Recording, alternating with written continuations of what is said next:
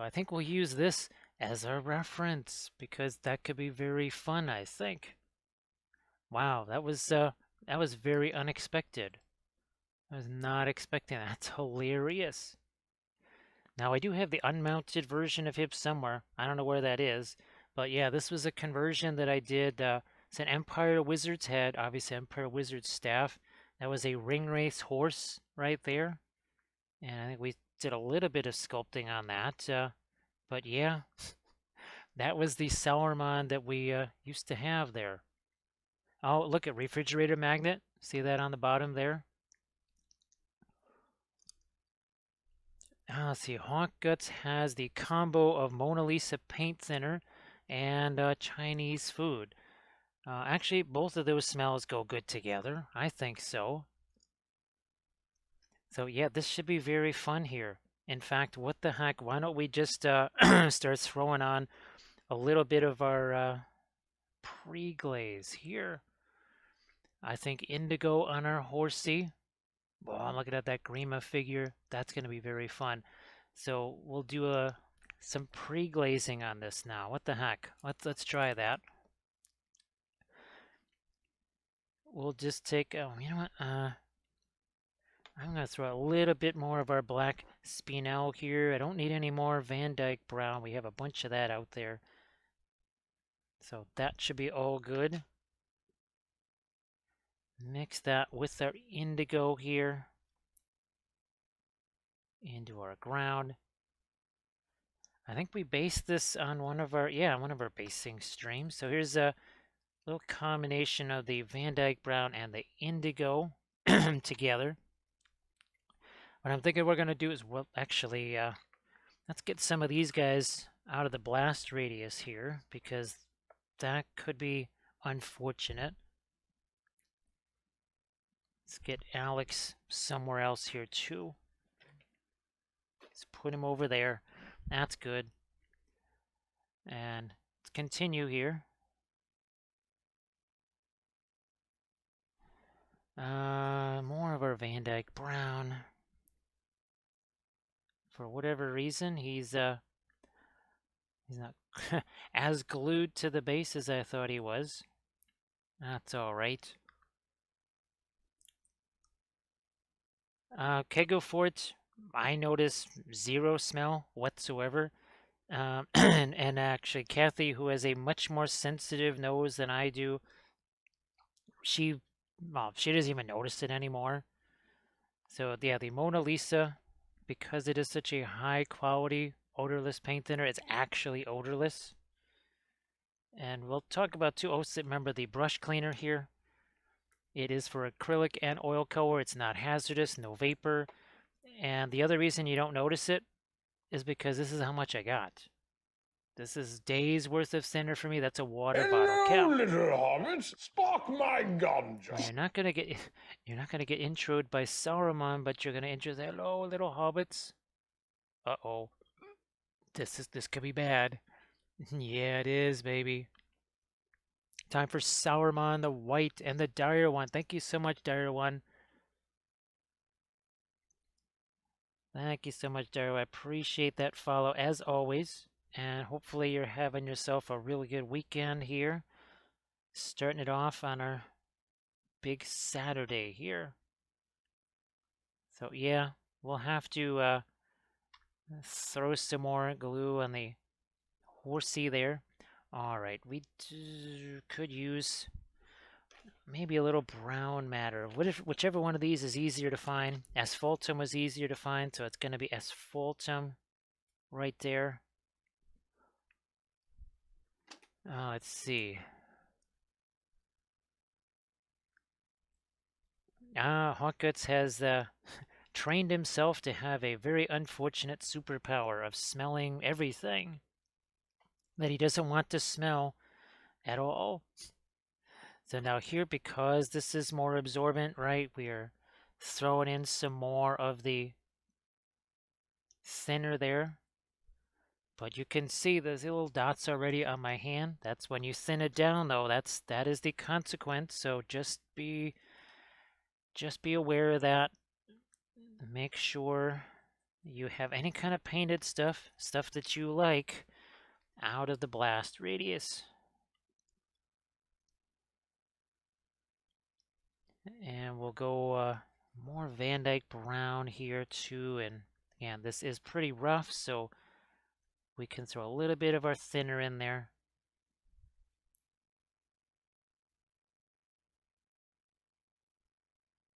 Like so. And then what we'll do is we'll just, I just want to get the pre-glaze on here. Then we'll go hit one of our other guys. Or maybe go back to Gimli, something like that. But we do have some sponges here. First, sponging our little horsey. Like so. And then we'll actually get to Saruman himself.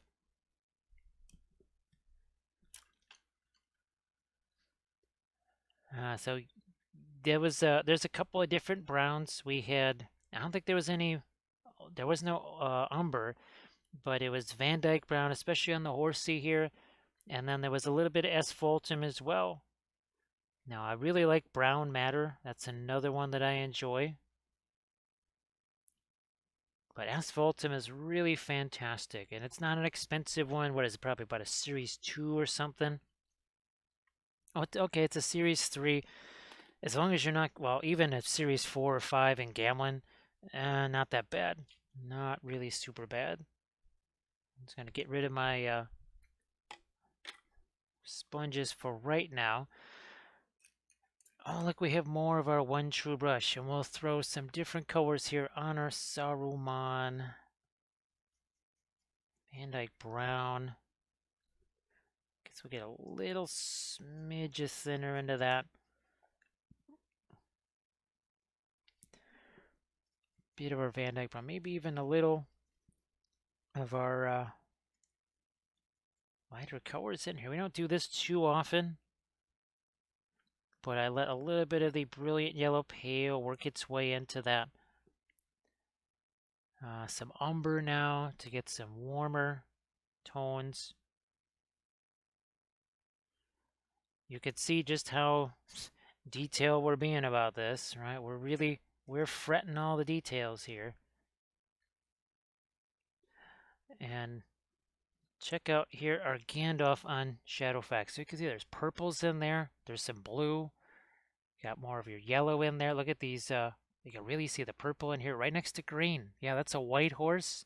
Purple, greens, yellows, all kinds of different stuff. This is not shoot some, what is that, bleach bone or whatever on there, and then take Devlin mud or something like that, or Griffin sepia over the top of it. Nope. Little different here.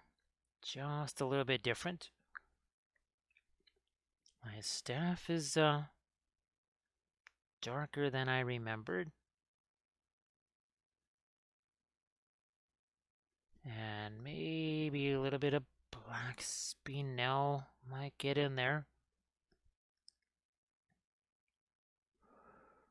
And this is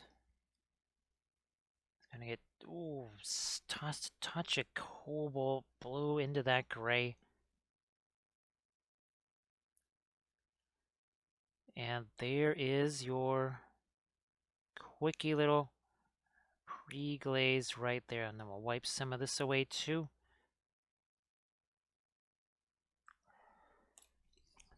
Our sponges went over here.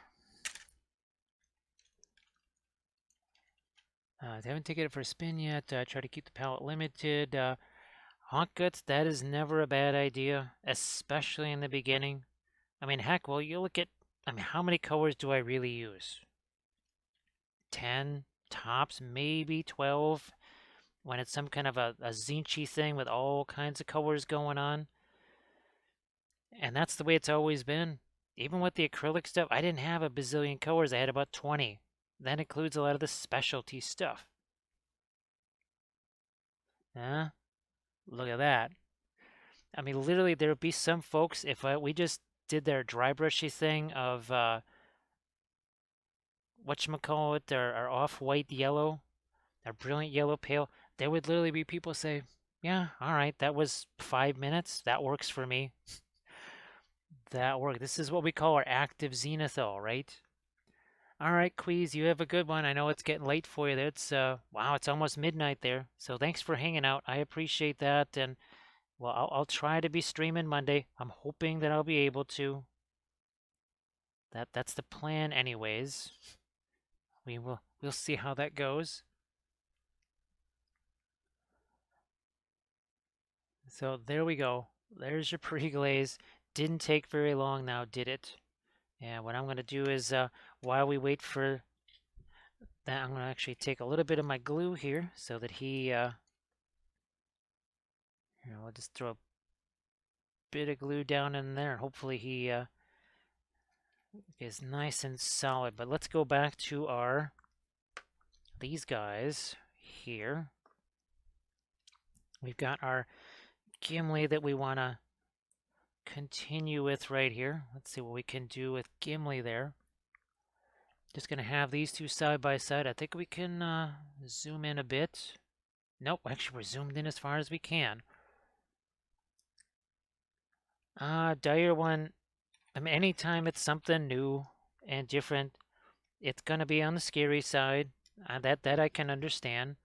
Also, too, I think there's so many, well, there's so many things spread around about it that make it sound scary until people come here and they realize that none of those things are true. And then they try it themselves and then they say, oh my gosh, none of that stuff was true at all. All right, so now we're going to go back to our Gimli over here. Let me see if I can find that. Or there we go. There's our Gimli.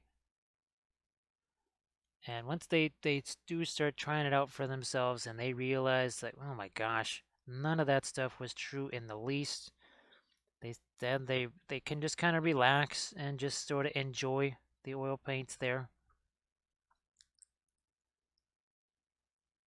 So Kega Fort, don't let the pre-glaze dry. There have been times where just some unusual circumstances have happened and it did dry, and that's no big deal because believe it or not, you can actually do a lot of blending with the oils with wet oils over dry oils. It's different. It's not quite the same, but you can actually do that. Now with all of our army painting series, and it was true for the Ossiarchs here, it was true for the Luminath, the Thousand Suns, all of our army painting series, it could take a couple of weeks to film a series because there's multiple series going on at a time. The paint is always drying in between episodes. And that actually works out. You'd be surprised at what you can do with wet oils over dry oils. It's pretty amazing. No one was more surprised than me. No doubt about it. I was really surprised. I thought, yeah, once it dries, there's kind of no point. Well, that was not correct in the least. All right, now here I'm gonna come back in with some. I'm just looking at Gimli there. We'll hit him with some umber here. Yeah, maybe a little more. Maybe even some asphaltum. Let's hit him this way. It also serves to sharpen up that edge. And I just want my Boromir over here just to see how extensive was the lighting that we did on this. Because with our little Gimli over here, that could be important. Now, at least on this side, I think I can take advantage of a little bit of our orange there. A little bit of it here. Let's see what happens. Believe it or not, there's actually a bunch of Celtic knotwork on his helmet there. All in this area.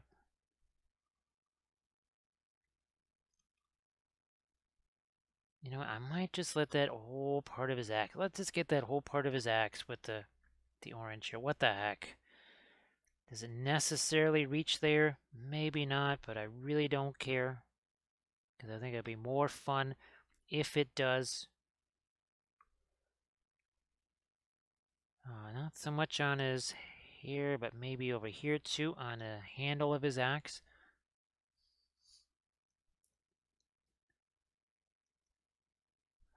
And let's get the bottom of this here. Maybe a little bit on the, and it's closed here, at least on the front side of this, not on the back side of that.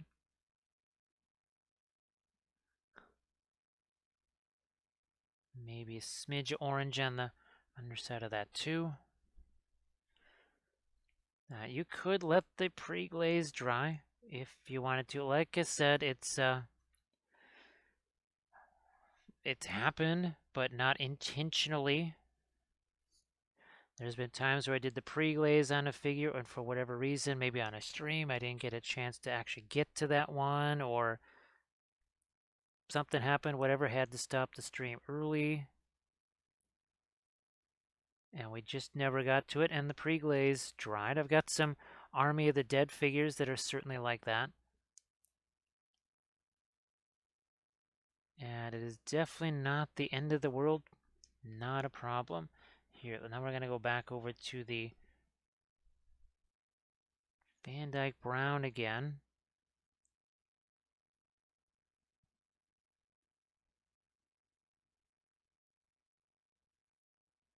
Okay, and then, you know, now I was tempted to actually let a little bit of the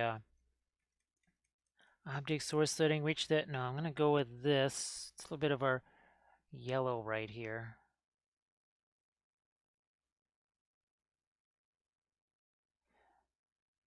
And we'll bring in a smidge of that here, see what happens. So, Queez, I hope that you, well, I'm sure Queez is already headed off to night-night time. Actually, I think Kathy might be doing a similar thing here soon, too. I hear some sounds in the living room. So she might be poking her head in here very soon.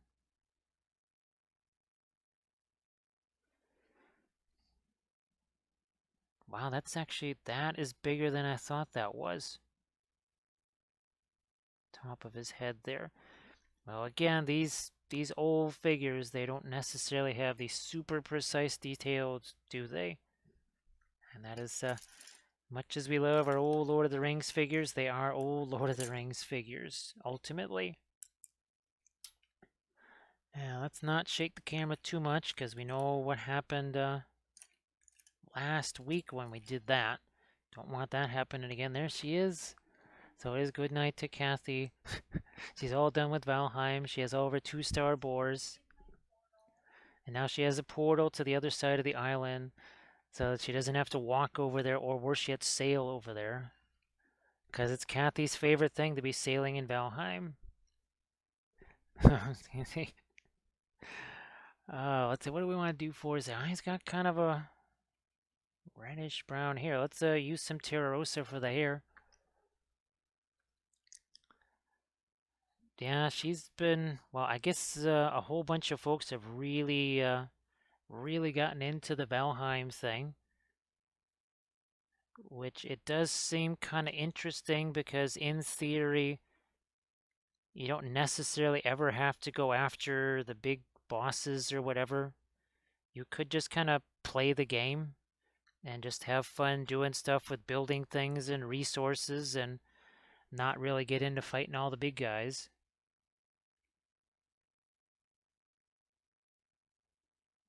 I know some folks, well, it seems like some of them, they run out, they fight all the big guys right away, and then they kind of need to fill in the rest of it, and then they start building their own stuff.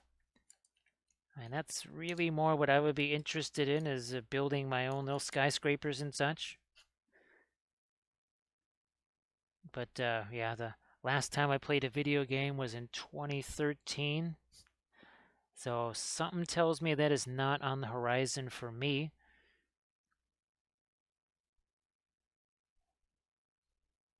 Besides, I would much rather be playing my War of the Ring game, right? Do we want to be doing that? We got War of the Ring, we got our Lord of the Rings stuff that we want to be doing. It's about a little smidge of our, little bit of our nice, brilliant yellow pale, some of our fluorescent orange working its way in there. Yeah, Tresia, that is definitely. Oh, I saw somebody building some gigantic bridge, a giant stone bridge between two mountain tops. And that's the kind of stuff I keep asking Kathy to make a giant flaming road, like that leads into all the dangerous areas or something like that, but just a road that is lined with fires every step of the way, so that a lot of stuff would just get caught on fire as it tries to go after her. And then she could also see where she's going at any time of day or night, which could be interesting.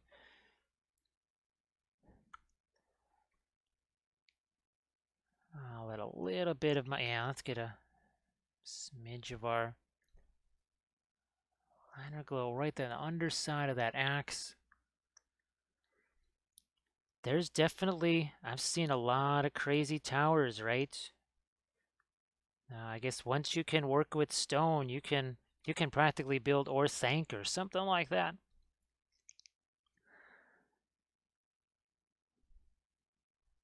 I think that's pretty much what all of her focus has been on is the 2-star boar breeding mechanism there, which I guess she was successfully able to create.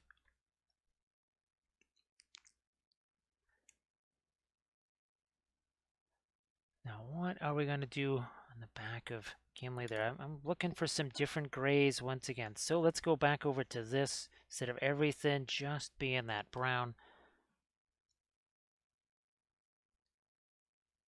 A little bit more of a gray there. Speaking of gray, what are the graylings or something like that? And then there's the different types of dwarves or whatever that you're trying to fight against. And I think she's been taming wolves and all that sort of stuff. Now, that's the umber mixed with our brilliant yellow pale. Gives you almost sort of a fleshy color, which can potentially maybe work for some, I don't want to say worn leather, but something along those lines maybe.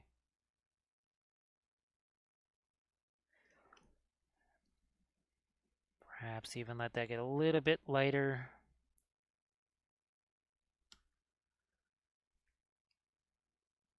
Lighten this up a couple other areas.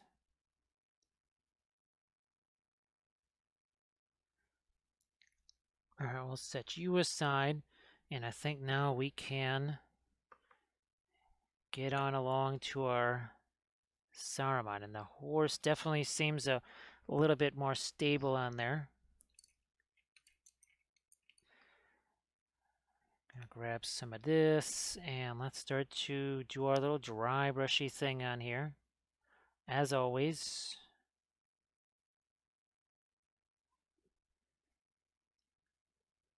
now this is going to have a little bit more of the yellow in it, just kind of by default here.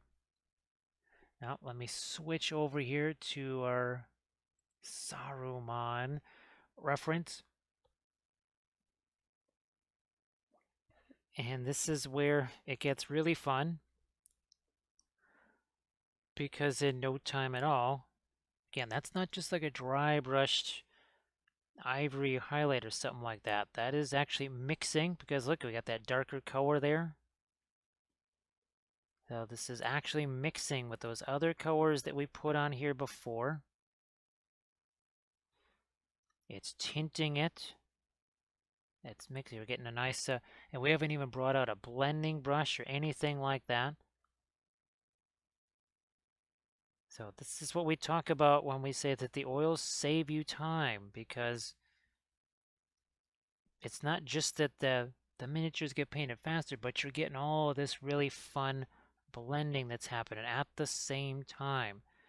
So it's faster, but also on the better side of things. That's very important there.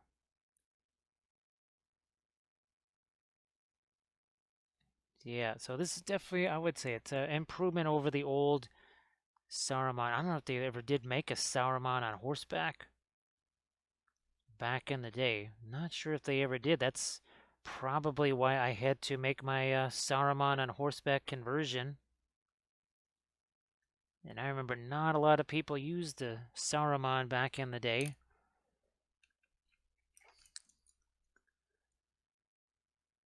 Hawk cuts, sometimes I do, but most of the time it's just here on the palette.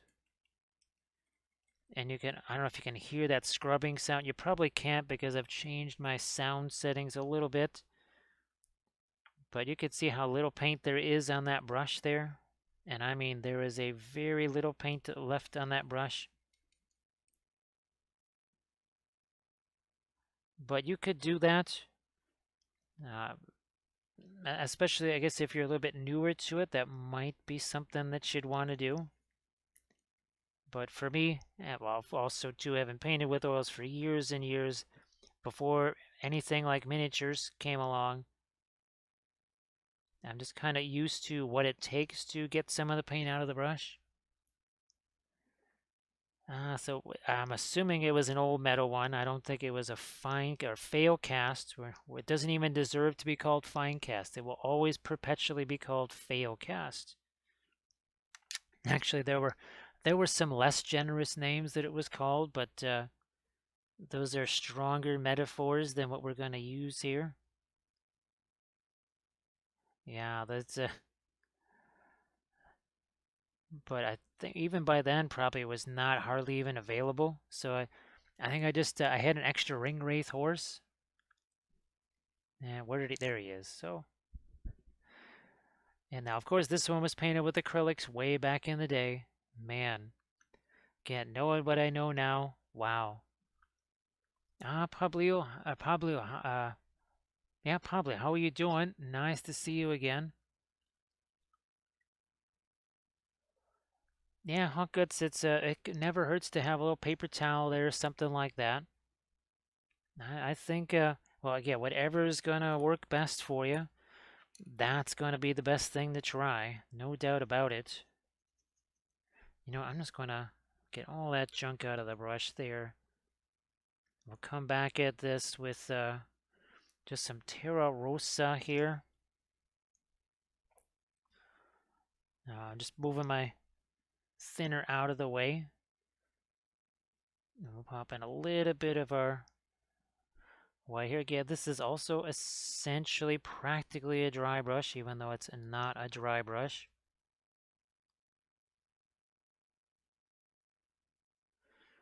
Yeah, so that Gimli figure, that's probably one that I'll just finish off later uh, because I need my lights. I just can't see anything. I can't see his face or whatever to be able to paint stuff in there. As much as I would like to be able to continue on him, I just can't see anything more. And also wouldn't show up on camera anyway, so you wouldn't really be getting too much out of it. And that happens every so often with the miniature. Where I just say, okay, this part can't paint this on camera. Gotta have my lights on.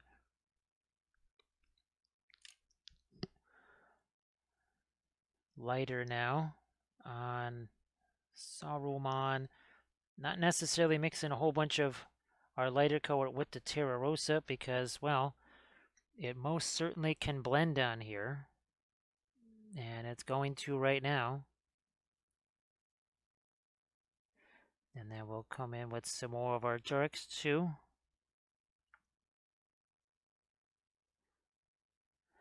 And we need to, there's my white. Let's really start to hit things like the beard and the mustache and all that good stuff.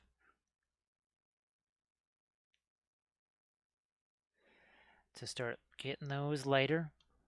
Also a little bit of a cooler color. Again, we might throw a smidge more of our cobalt blue into this just to, yeah, it's also, there's some fuzz sitting over there. We don't want that. Ironically enough, sitting there in his beard, which is quite ironic when I think about it. Okay. So it was more instinctual, right? You just found yourself like, wow, look at this. Look at me. I'm just painting away here. Yeah, Hot Guts, that's just reacting instead of thinking, right? That's the difference between a defensive back that gives up a deep touchdown every single game and a shutdown quarterback. That's the difference. They just kind of they let the instincts take over, and they're not thinking. They're just doing. That's in the book of Wappel. Less thinking, more doing. Because oh boy, you start thinking about stuff. Your brain's got all kinds of fun things in store for you. Basically, your brain has 1,000 different scenarios for you to not be able to do what you want to do. Hello, little hobbits. Spark my ganja. Now this is going to be interesting. Is this going to be the first confrontation between Saruman and Gandalf here? Hello, little hobbit. So, spark my ganja. A wizard should know better. It's like, well, yeah, you're a wizard too, and you don't have the ring either. So what are you bragging about? But I got eagles. It's like seriously. I talked to Gimli. I talked to go out here. He hates your guts, man. Totally. And so does Elrond. It's like, wait, what? So thank you so much, War Mistress. I appreciate that. And of course, puppet shows. Puppet shows. That's gonna happen. Puppet shows gonna happen. That's how it is. You don't get that kind of jocularity from every channel. That's probably a good thing. That is probably a good thing. We have a little bit of merriment with our puppet shows. Of course, we do have Merry and Pippin. I've got at least like 10 versions of each of them, especially now there's two more that came with Treebeard. So there's like an infinite number of hobbits. There's so many of them. I was almost thinking about converting them a little bit into other hobbits. Some of the double, if I have doubles of them, I was almost thinking about converting them into Farmer Maggot or something like that, who apparently can be one cheesy little boss in the game, I guess. Ah, Gandalf the Fool. That's it.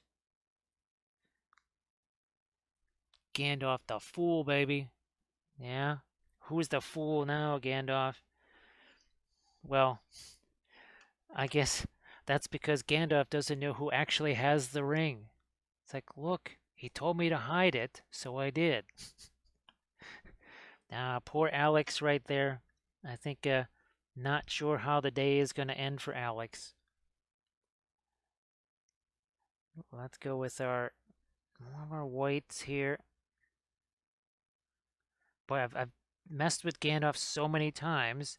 I almost called Saruman Gandalf. Now, of course, again, you can see all the fun colors that we got into his robe there. It was way easier to do this with the oils.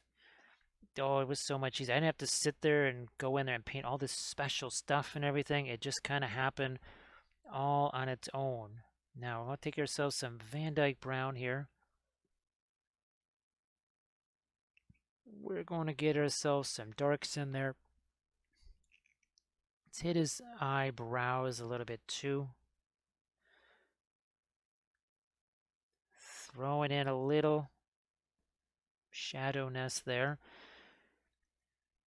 I'm even going to take a little bit of Perline Black, aka green. Also throw that in there. Yeah, we're looking for a cooler color here. You thought that was just going to be some blue. That's actually some Perline green or Perline Black, aka very dark green. That's going into his hair right there.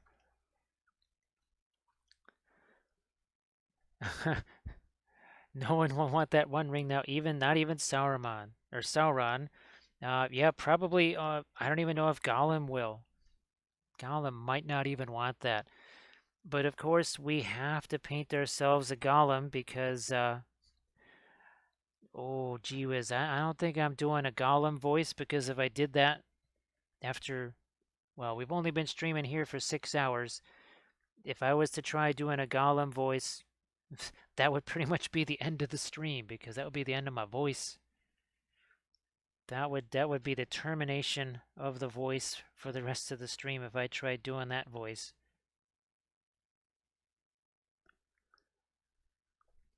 And again, this is just a few minutes worth. That's all it is. Just think of what we'll get here after messing around with them for an hour or so.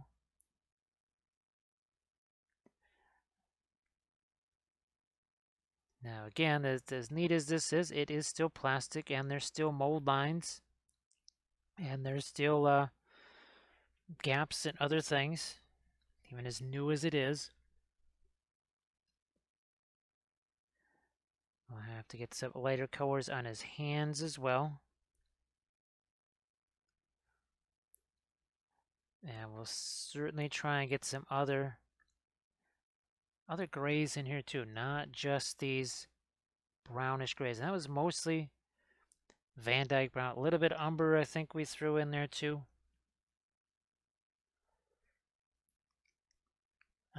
It's funny. Bithron, I never played any Isengard armies at all. I've never used any orc armies. The only evil armies that I ever played were the Easterlings and some Candish stuff. That's it. Those are the only evil armies that I ever played. So it's going to be interesting playing a lot of stuff that I've never tried before. But I mean, that is kind of the fun of it, really, when you think about it, right?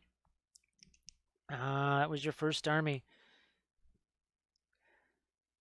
Well, Easterlings are always going to be my favorite. It's just, I think that really was the first army that I ever played was Easterlings. Or was it Galadrim? It might have been my Galadrim elves, maybe. Boy, it's been so long, I almost don't remember.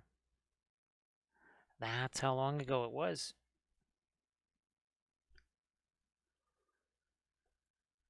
Small one based on Lurtz, which I guess everybody's hoping that they do a plastic one of him, but I think didn't they just do a oh gosh, one of those crazy made to order things? What was it? Ambush at Ammon Hen. I think that was the set, right? But I did not end up doing that because when I saw it was going to take, they said, please allow up to 180 business days for delivery. And I said, well, I could pretty much sculpt them all twice in that amount of time myself. So we didn't do that. And I'm really glad now because I'm fairly certain that with all the 3D printing stuff we have access to, there'll be a Schmerz somewhere along the line. Somebody's making a Schmerz figure. Because we already have Schmandorf, Schmeragorn, Schmery, and Schmimli. We have all of those guys already. So why not also then have a... I think we're soon going to have ourselves a Schmerz at some point along the way. With your second army is Gondor, and number 3 is Moria. Well, it sort of makes sense, right? Well, I was never going to do a Gondor army. I wanted to do the fiefdoms, right?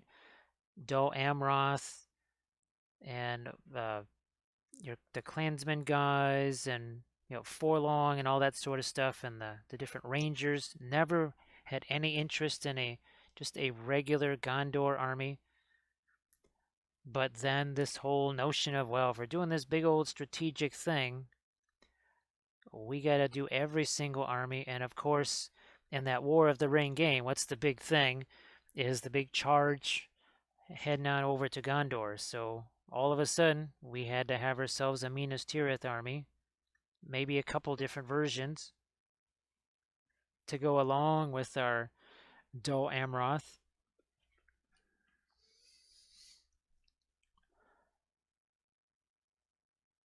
Yeah, well, Huntgut's the nice thing about the Pelennor Fields set, and think about this. Okay, so where's our Here he is. Now here, I had this, well, of course I had some Tomb King bits, but I basically had to take these Templar horses, slice off the armored dead guys and stick them on there and then, sculpt a cloak. But now, with the 3D printing, I can print out the horses myself and then just stick the Army of the Dead guys on there. So think of how fast you could do an entire Riders of the Dead army in no time, and you wouldn't have to, well, steal the Rohan horses either. So you could actually, using the Pelennor Field set to get just a whole bunch of cheap horse or Army of the Dead, and then you kind of come back later and you do your nifty little addition of the horses to them.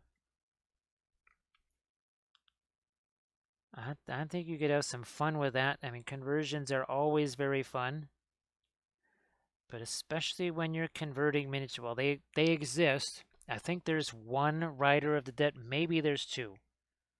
There might be two, but they are hideous, ancient metal figures that just fall apart and or fall over. So I was not. I had one of them, and I tried pinning it. I tried doing the green stuff. Nothing I did could keep that thing from falling apart. And of course, it just kept falling over onto one of its legs. And I said, all right, that's it. We're not messing with this thing anymore. Now, Frozen Toes. Now, Frozen Toes, this is a typical, kind of a typical Saturday challenge. What was it? What was our Minas Tirith? We blasted through 12 of those, right, in one Saturday stream. And we did, what, 15 Moria Goblins in another stream? Yeah, this is, now, of course, we have only been streaming for 6 hours, and this is our 5th miniature. Uh, and of course, these aren't exactly just simple figures. And of course, well, Alex here, not quite so simple. And, well, now we're getting to our Saruman.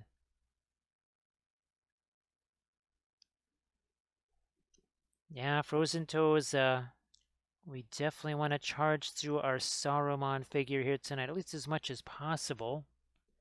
Oh, we're also going to try and get a little bit of a texture on his cloak there too.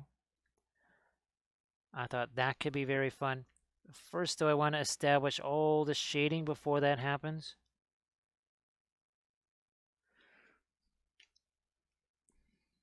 Blending brush time. So Frozen Toes. This is, well, I really do enjoy just being able to do the figures like this, and well, it's really fun having all of you folks to keep me company here. That makes it extra special. So I do appreciate that. And as always, we want to definitely say thank you to our moderator, Armored Wolf, because he's busy working away at his stuff. So definitely be sure to check out the Armored Wolf Etsy page. Go look at his Instagram. Just put up the new Skaven dice bag today. So look at this. So we can just, it's so much easier to just plop the paint down there and then push it around instead of actually painting it on there. It's literally easier to do that than it is anything else. Here, we're just gonna do some more of that here. I'm just gonna literally plop some paint down there. Why sit there and do a bunch of layers? Hashtag no layers. Look at this. Yeah? Wasn't that a little bit easier than doing a whole bunch of layers? Let's see. Yeah, Bitsron, well, especially, I mean, you got so much Gondor stuff already. You might as well just go ahead and add the fiefdoms too, right?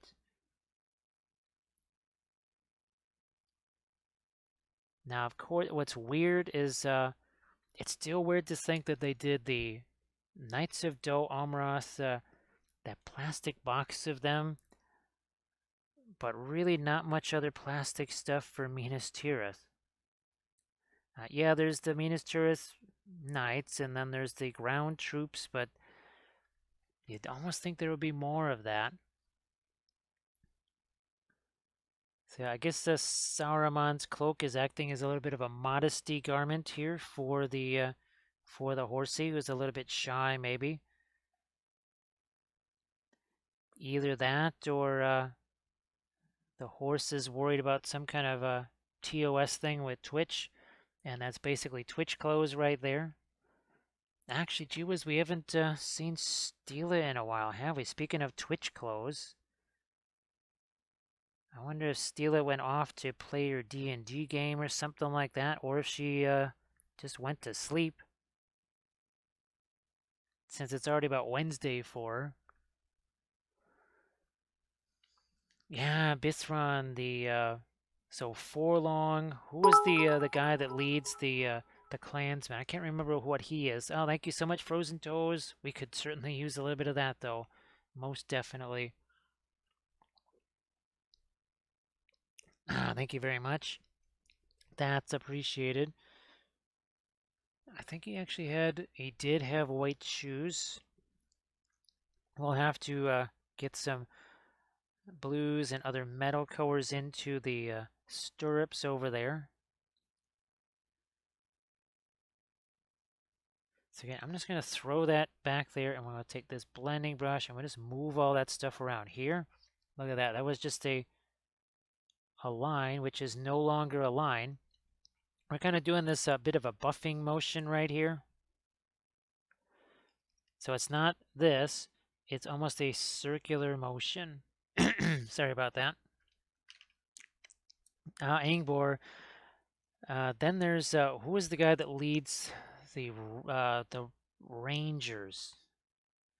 There's well, actually, there's a whole bunch more Minas Tirith heroes. Of course, you have your oh gosh, I've all of a sudden spaced on his name, Baragond, right?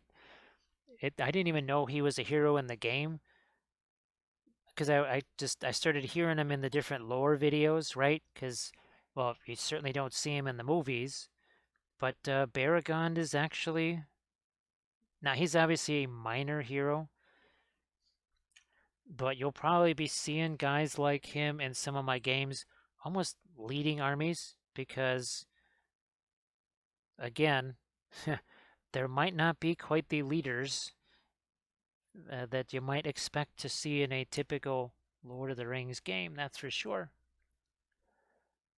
Dwin here. Okay, that's probably the one that I just could not think of. Yeah, I couldn't really think of him.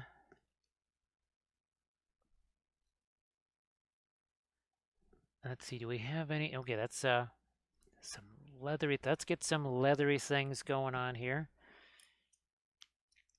Oh, why don't we take some of our brown matter, a little bit of our asphaltum here.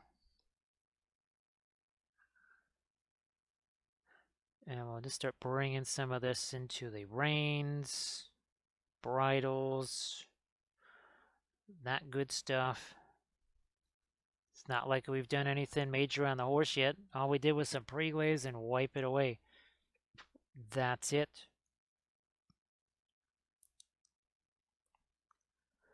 The cinch strap there.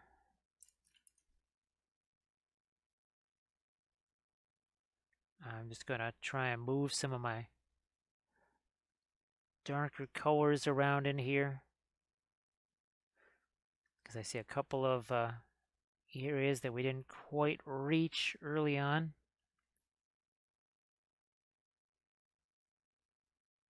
Again, just kind of spreading around some of that bluish gray. Baragon is packed with Sirion. There's so many of those. I don't want to call them like second tier, third tier heroes. I hate to use that term because that's the kind of stuff that I hear in all the podcasts and everything that just min-max stuff to death. And it just, boy, I just can't watch those at all, unfortunately. Wish I could, but it's just kind of, for me, it is unwatchable.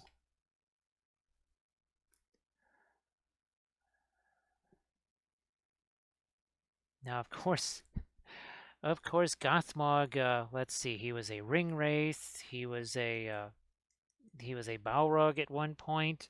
I'm pretty sure that he was also mayor of the Shire. I know that Tolkien had a bad habit of reusing names, but that one in particular, he might have reused it one too many times. Actually, the Gothmog, that's one I see all the time with that Master of Battle and stuff. Yeah, you see Gothmog an awful lot.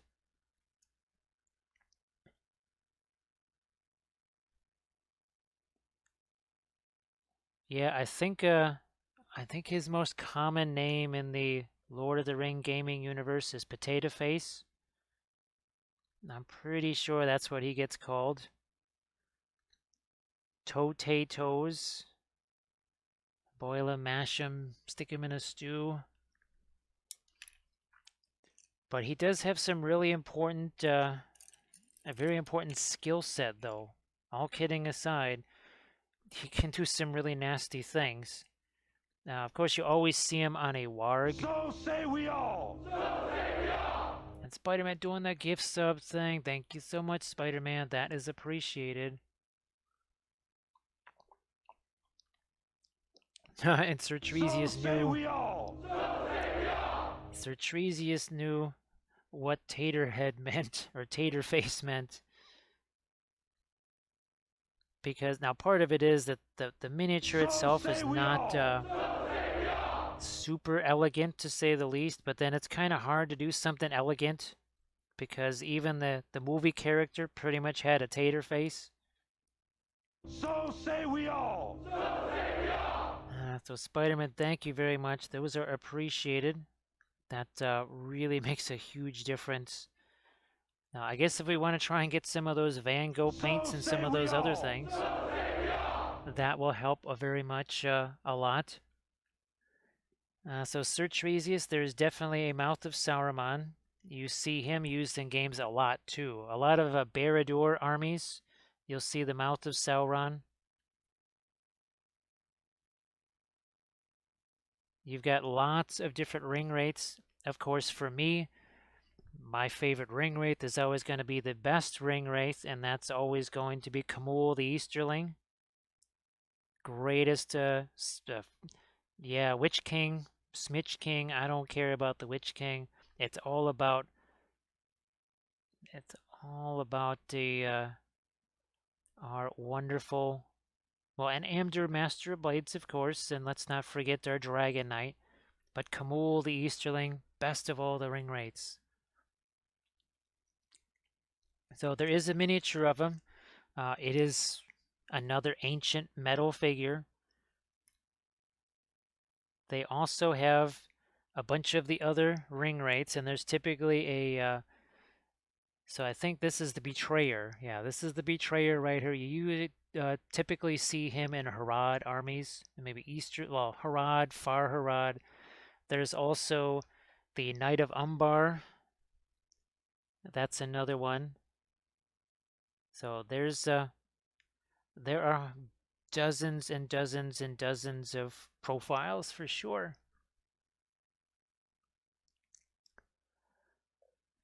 Well, let's see. So now Hawkguts ring wraith armies can be somewhat difficult to deal with, but basically what you do is you just keep throwing guys at them, just cheap guys that are no good, because every time a ring wraith is in combat, they have to expend a point of will, and will is what they use to cast their spells. So first of all, you're making them spend their will to do something they don't want to be doing, which is fighting stuff. And once a standard ring wraith runs out of will, they also disappear, and they now count as a casualty. So that's what I love about Lord of the Rings, is that magic can do some stuff. I mean, it can do some things to you, but it's not like other fantasy games where you have these unit killing spells. where it's just like, okay, I just rolled a one or better, so half your army is dead, and the first turn hasn't started yet. But the one of the things that the ring rates can now, of course, Saruman can do stuff like Sorcerer's Blast, whatever.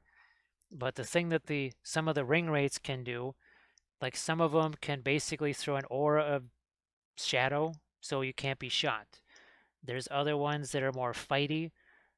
This one I think is he's not the Shadow Lord, that's the Shadow Lord. But this one right here, the Betrayer, he can actually I think make some of the enemy guys kind of run away and mess with their courage. Yeah, like Bithron was saying, just throw a bunch of Gondor shopping mall guards at them and just keep them busy, make them spend all their might. Now, the other part of it too is, well, obviously you have the different missions, right? Those are a big deal. And if those are objective based and all you have is 9 guys to start with, again, I've seen it work out. It can work out. It just that the nice thing is that it's not like, oh my gosh, you have this, I lose, because that's no fun, right? That's why there's a lot of games that I don't play, and that's not just GW stuff either. There's other games where we're like, oh well, you lost. Like, but we haven't started yet. Nope, you still lost. It's like, wait a minute, but we didn't start yet. So that happened actually in Flames of War, where I basically lost the game before it started because of the way the scenario was written or whatever it was. I technically lost the game before it ever started. So yeah, I didn't play a whole bunch of Flames of War after that. I still have an entire French Flames of War army So say sitting we around. all. Saragon, thank you so much for that. Thank you for the gift sub to Fantasy World Construction. From Spider-Man. So from Spider-Man to Saragon to now Fantasy World Construction.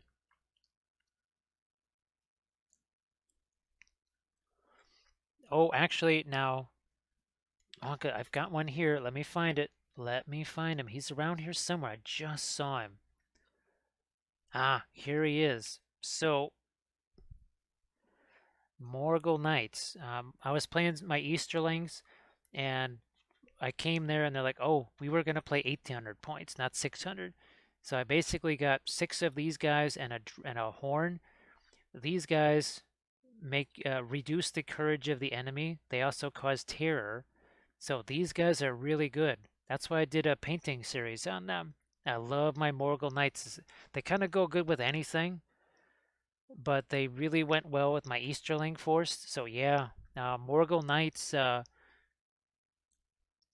is going to be a good army. Went to prime some miniatures and take a shower and came back to a gift sub.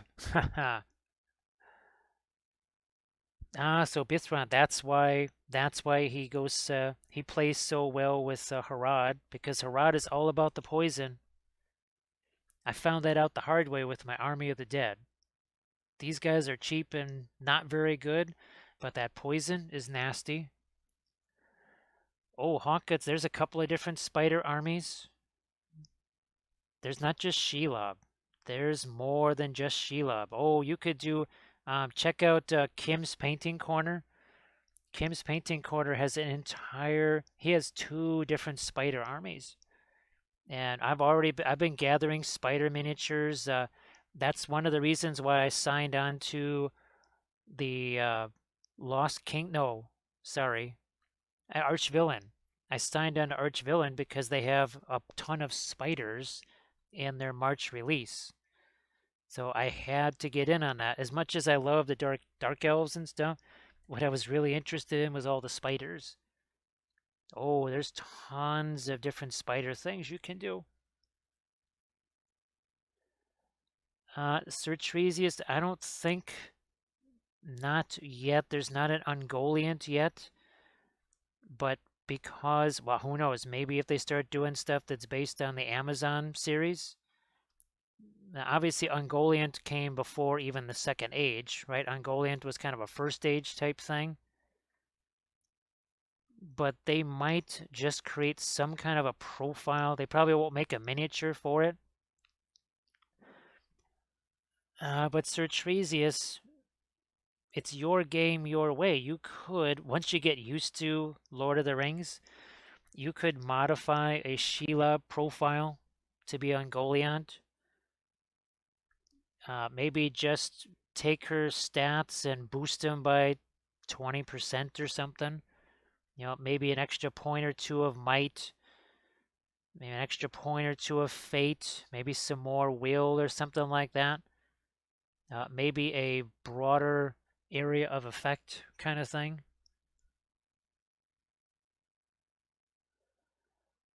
Alcides, I would definitely, heck, I would get another Pelennor Field starter set, even though I already had one, and I already have a ton of Army of the Dead and Rohan stuff, and a Theoden too. Well, also you get a Witch King. So yeah, this is the Witch King from the starter box. Actually, where's there we go. Almost there. Almost to our Witch King here. There we go. So yeah, that comes with the starter. Well, obviously not the base. I made the base for it, but that is the Witch King that comes with the starter box. Now, something like a Saruman right here. His big thing is not to be fighting. You don't want him fighting. That's like the last thing you want is for Saruman to be fighting stuff. Now, of course, I don't have. He's not handy. But the Grima Wormtongue figure, just do a quick search for him. It'll take 2 seconds to find the Grima Wormtongue figure. I absolutely love it because he's literally crying into Eowyn's handkerchief. And what you do, what I like to do, is you set him up within an enemy unit or just around a bunch of enemy guys, and they can't kill him because they're good, right? So they can't kill him because it's just a dude crying into a handkerchief. He doesn't do any damage, he doesn't strike anything, but he causes you to use twice the amount of might that you would normally. So if you need 1 point of might, now you need 2 points of might. Just because he's bumming everybody out. He's so sad, he's making everybody else around him sad. And that is why I really love, I absolutely love him. Because back in the old days, Boromir's big thing was that he had tons of might. He had like 6 might or something. So I just put, I basically made Grima his best buddy. And Grima basically in 3 turns, he did 3 heroic things. He used up all of his might in 3 turns instead of 6. Grima didn't hurt anything. He didn't touch anything. He just sat there and cried in his handkerchief the entire time. Well, Eowyn's handkerchief anyway. Now, of course, there's always people that like to min-max everything, and they min-max Lord of the Rings too. But hopefully you got some folks, or I just play it. It's just me versus me, because I kind of I actually learn a lot by doing that. It's actually how I learned to play bolt action, and actually was kind of handy learning that way. I've seen that some miniatures come with helmets or not shields. Okay, so this is a good example here. So uh, Eomer right here, this is the non-helmeted version. The helmet doesn't make a difference. What will make a difference is the sword. Now, as you can see, he just automatically comes with a shield. That's part of his profile. But if you equip him with a sword or a spear, that's 2 different things. Now, if you give him the spear, he has the option of doing the throwing spear. But it also means different types of strikes. Let's say on some of the, well, here's our Royal Guard. So these were conversions that I did. So these were Pelennor Fields, regular Rohan guys. And you can go back and watch the stream where we sculpted these and where we painted them. So we gave them cloaks, we gave them new helmets. Now the red shields here, That's the red shield of Erkenbrand. And Erkenbrand, I think that gives them a higher courage. So where's our Erky? There he is. So the Royal Guard, they're going to be hanging out with Erkenbrand right here and his red shield because that gives them a +1 courage. So there's a lot of synergy with the Lord of the Rings stuff. And like I said, spear versus shield, or sometimes you don't select the shield because maybe you don't have a points for it. I do suggest always take banners. Always take a banner. It seems like it's a lot of points.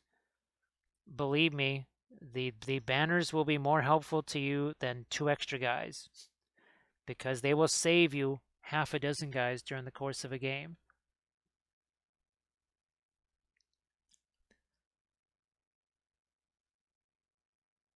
Well, let's see. So Bithron, the only way they'd be able to target him is if it's another evil army, right? Because, well, obviously Gandalf could target him because he would just bowl him over. Because Gandalf could conceivably target friend and foe alike. But yeah, unless you're playing against an evil army that just happens to have, well, I don't know, a Saruman. Well, Saruman would gladly do that. At least I think so. I think Saruman would gladly bowl over Grima. No questions asked.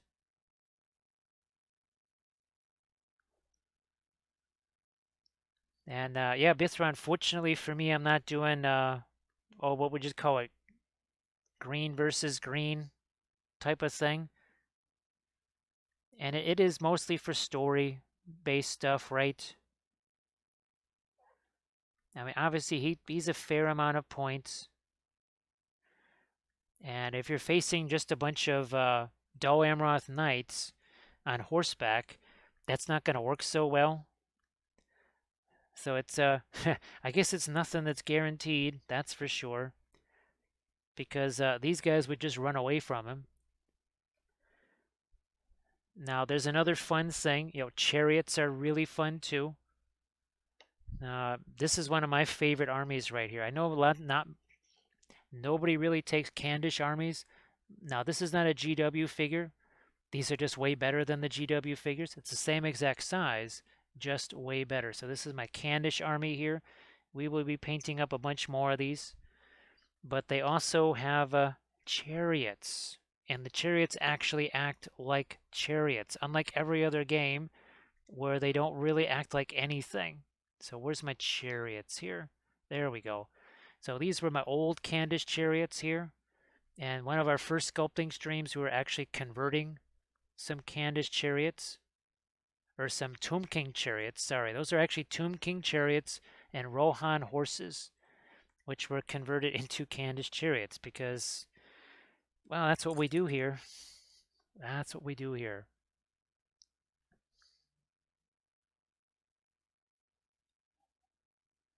Oh, well, Bithron, that's not a problem because there's no point in attacking with them. Literally, just have him sit there.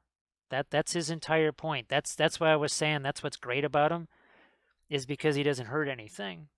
He's literally unarmed. He just bums everybody out.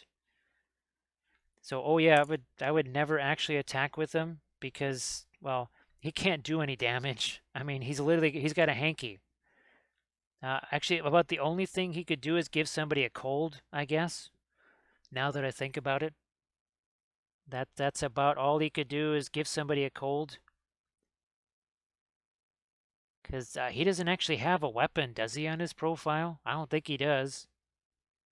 Now, I don't know, maybe he does, and I'm wrong about that. I don't think he has I don't think he has any kind of weapon except for his hanky.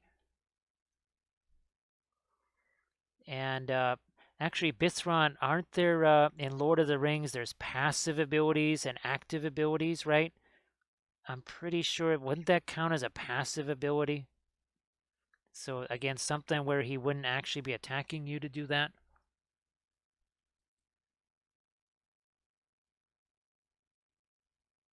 Yeah, definitely Grumdy. That's same for me too. That's I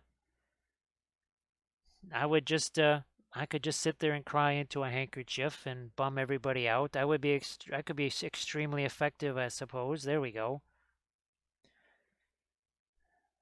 That would be a much less stressful way of approaching combat there. Of course, you don't want to approach combat the way Kathy approached fighting a troll before she changed her keyboard thing, and she ended up sitting down right in front of the troll that was chasing her. That didn't work out so well. In was it Valheim there?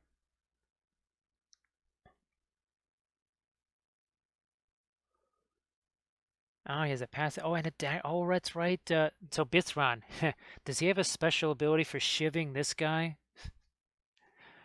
Does he have a special ability for shivving? That's what it's called, right? He just calls it a shiv. It's an Isengard shiv. Uh, so Banshira, the biggest thing is literally this: less paint is more. So the less paint you got on the brush, look at this. So see how we're starting to bring out some of the details on that shield there? And that's exactly how we brought all of this stuff out on our Saruman here too. Same way. And even like on our Gandalf and our Boromir right here, just less paint is more. And if you need to take a paper towel, let's grab ourselves a paper towel here. If you need to do something like this, like Hunkguts was saying, you need to do something like that just to make sure there's less on that brush. That's fine. Because you could see, I mean, we were painting all the fun little details on Gandalf here. And even these guys, look at how much stuff is going on here. And we painted these on stream. I think these are on the YouTube channel as well. These are all painted with oils, and there's a lot of little details on these things. There's a ton of little details. However, we approached it with that super kind of dry brush stuff first, right?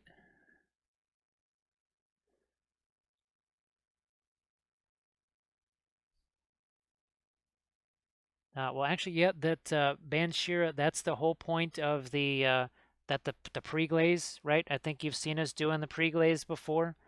So we're not just applying the paint to it. There's that whole pre-glaze that has happened. You can see some of it left over here on Gimli. See, you can see it here on the base, right? That's just the pre-glaze right there. We haven't really painted anything else on there since. So I would suggest go back and watch, not just the YouTube channel, but here on the Twitch channel too. I would suggest watching things from the start because that's kind of the most important phase, actually, is that very early initial phase. And that's where you're going to have your pre-glaze happen, and that's what we've been working with because this is still pre-glaze down here. That's not primer, that's not anything else. That is just pre-glaze down there. So Banshira, now we're using oils here, of course. So, uh, so yeah, Banshira, we're using oils here, so there's no wet palette here. That's, I think you're talking about acrylics there. But actually, we kind of take the same approach with acrylics too. Even, obviously, they're going to dry faster than the oils will, but we still sort of take a similar approach with them. Okay, yeah, so, yeah, sorry, Banshira, I thought you were talking about oil paints there. Let me see. So Bithron, that's not a problem because I want to have Saruman in there because if I have Saruman, that's how I get these guys right here. Where the heck are they? So yeah, I can't unless I do a Legendary Legion. There's no cavalry with the Dunlendings. So to have these, I need to have. Well, I don't necessarily have to have Saruman to have these, but with Saruman, I get Grima plus these. Woof. Here, I'm just going to move these back and out of the way. There we go. Banshira, unfortunately, you can do things with some mediums. There's things called drying retarders and slow dry, whatever. You can put that stuff in your paint, but it has a tendency to affect it as well. I mean, it's give and take. It maybe lets them dry or a little slower, but you also pay the price for that in another area. So yeah, if you're looking for the extended drying time, well, that's where oils come in. And if you're looking for fast drying time, that's where acrylics come in. Because people will say, they'll ask me, how do I get the oil paints to dry faster? I say, oh, you probably already have them. You have acrylics, right? And they'll say, yeah, well, there's your fast drying oils because they'll dry fast. Now you're not going to be able to do the kind of stuff that we're doing here. But then there's other stuff you can do. Like here, I can't put any flock on this thing before this dries because unless I want to have a chia Saruman. He will literally be a chia Saruman. There'll be like little bits of flock all over him if I don't wait until he's dry. So that's kind of the downside to the oils is that, well, he's not going to be dry right away. Let's see. So yeah, Banshura, there are ways, and I'm sure folks have already, they could tell you things like specific products maybe that they've used to try and slow down the drying of acrylics. I've used a few, and they do have a weird, to me, they have a weird effect on the acrylic paint. So I stopped using those a long, long time ago. I was still using acrylics years later, but I wasn't really messing around with the those drying retarders. That's typically, well, at least in the 2D art world, that's what they were usually called, drying retarders. But it'll definitely mess around with your colors a little bit, and certain brands of paint like those less than others. I found that out the hard way too. Yeah, there's certain paint brands that's like, yeah, I don't want that stuff. You're not mixing that stuff with me. Now I'm going to take that little bit of light color that got onto the staff, and we're actually going to use that because this is our palette here now, right? The miniature is your palette with the oil paints. Dancer Tresius, he would be a very, well, as long as he's not a gassy Sauron, I guess that might be worse than a grassy Sauron or Sauron. Of course, they did find all kinds of food in Isengard, right? They found all kinds of delicious foods there. So who knows? Maybe Saruman's been stealing some of the lambus bread or something, just to get some extra fiber. I mean, he is old after all. And Banshira, those starter sets like the one that Armored Wolf threw a link up to, they are so incredibly cheap. And I still use this. I still like this permanent green light. I still use that all the time. I mean, I would use some of these other ones too, but now we've got onto our regular artist oils, so I'm not going to use those so much anymore. I'll probably use them for terrain pieces, or if I'm doing painted backdrops or something like that. And then you can kind of add things like indigo, terra rosa. Those are really cheap colors, not expensive at all, and they're super utilitarian. They can do a lot for you. Now there's going to be a little bit of a learning to the oils, and I would, as we always suggest, I would pick a miniature that's much more simple in terms of its shape. Something with a big old cloak on it, or just a lot of open skin. Heck, even something like this might not be a bad idea because there's a lot of open surfaces on Alex here, aren't there?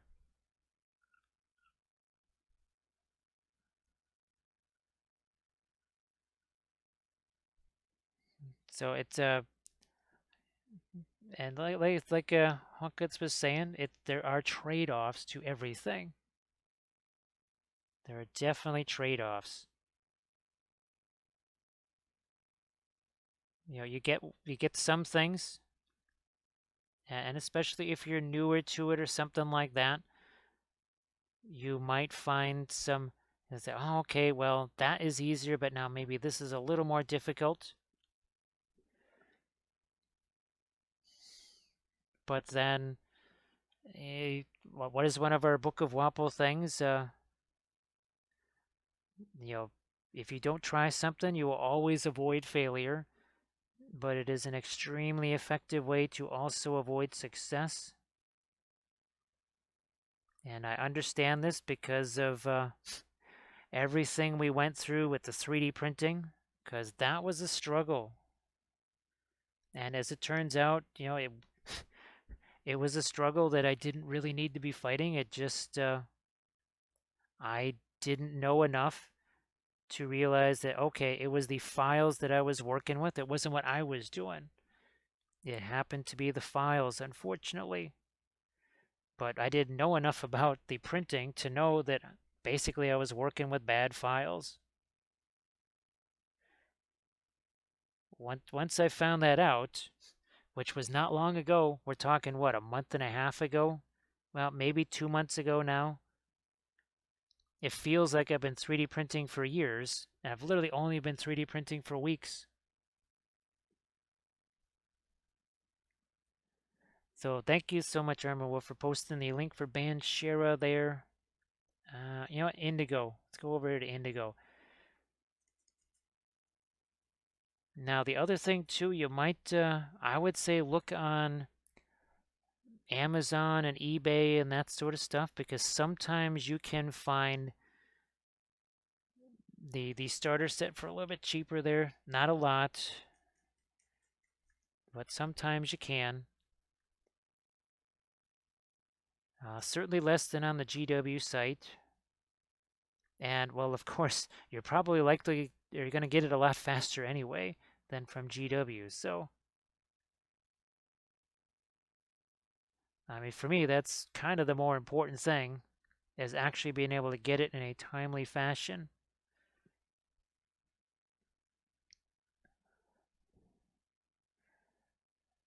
Now, yes, Sir Tresius, I'm really hoping that by the time we kind of hopefully get through this week and such, I can really start to maybe focus in on at least doing some test filming of some games.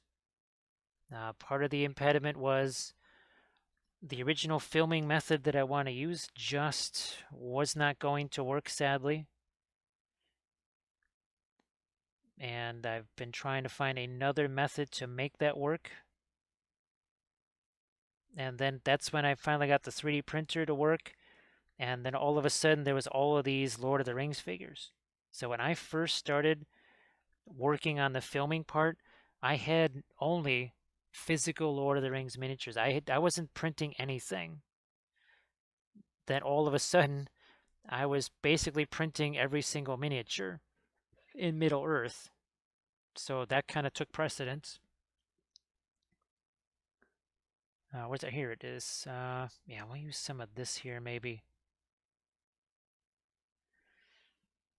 And now I'm looking forward to things like constructing those Corsair ships and having Lord of the Rings combat at sea. That's why we're going to try looking up the old boarding rules for Man of War. That's it. That's the game. So that maybe we can have some fun with Corsairs and Dol Amroth or whatever. And Corsairs showing up in ships instead of just on a board edge. Like I said, the traditional whatever Lord of the Rings folks are probably going to hate what I'm going to do. I'm just anticipating that already. But I'm going to have fun.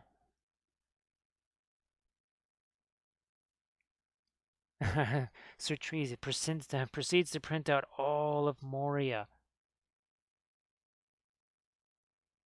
Well, basically, between the printing goes ever on and Diwali, you could already have a huge portion of Middle Earth right there. And then there's a couple of others that are kind of doing similar things. And I know Landrast and Bitra and other, they've found some of those for me and give me the heads up on them. So yeah, Banshira, the acrylic thing. Now, like for tiny details, the reason why these are easier to do with the oils like that is because with acrylics, as soon as I put that paint on my brush, it starts to dry. That tiny little dot of paint there. So guess what? You put more paint on there, or you're putting more water or something on there, and those can have a weird impact. The more water, more paint. It's not just oils that can be affected kind of negatively by too much liquid or too much paint. That can kind of happen with the acrylics too. I'm gonna go with some of this on our horsey here. Start to get some lights around his face here.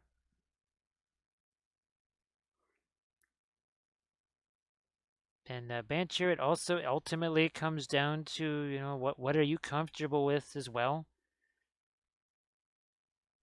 Because now I was getting advice from lots of folks who were trying to help me with the printing and stuff.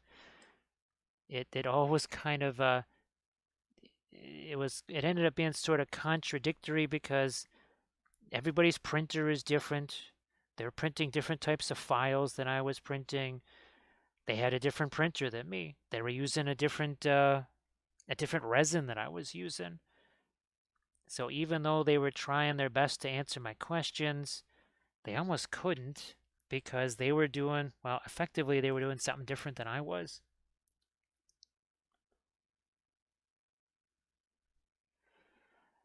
Yeah, the undersea guys, right? Well, anything. Now here, of course, this is pretty intricate here, right? But this is where the pre-glaze really helped because we did the pre, look at all the different colors and stuff. We did lots of different colors in that pre-glaze. Then we took our bigger brushes, right, and we did the dry brush thing over the top. Actually, this was a this was a Twitch session, so you could watch this one here. Now we're also using our interference paint there, but that one was really fun. And Banshir, if you're new to it, I would suggest simpler things, right? Because even something like this, right? It's got a big old cloak on it. I mean, yeah, and even the shield is very flat. It's got a sword, a shield, and a cloak. So even something like this, a simpler thing to deal with. Those GW figures, they are just packed with all kinds of stuff. So maybe just give yourself a little bit of a little breathing space there, and maybe try something that's a little bit simpler. Oh, thanks. Thank you so much, Banshira. That does mean a lot that folks watch the YouTube videos because that it can be really tough to get folks to watch the YouTube videos. It is very much a challenge. It's really strange. I'll see folks with uh, like a fraction of the subscribers that I have, like as in 1/100th of the subscribers, but they'll get almost as many views on videos as I do. It's really weird. Not quite sure how that happens. But that's why we love Twitch. That's why we love Twitch. Because it is a very fun community. Well, it is a community. YouTube's not really a community so much. I guess it was never really intended to be that way. It's definitely a different thing. Here, let's see if we can get a couple of liner color down into his shoes here. Oh, that's really cool, Banshira. I I'm glad that you can have some fun just kind of hanging out watching these crazy things together. And I guess too for me, uh, these Lord of the Rings figure, they're almost well, this one has detail because it's one of the newer ones, but some of these older ones here, like these These Dunlendings, they're a little bit shy on the detail, that's for sure. Well, they're 15-year-old miniatures, right? They weren't necessarily super spectacular even in their own day. But now there's, like you were saying, there's a lot of stuff packed into every miniature these days. So now that he's got a little more paint on, it's well, let's put it this way. This took way less time to paint than this. This took many times longer to paint than this Sauron, or Saruman, sorry. We do have a Sauron or Sauron figure. I just have to get him put together. And I would like to do sort of a diorama base for him that he can come off of so that he can still be used in games. Because, that would be very fun. I'm just trying to get a little bit of our liner color back into that side over there.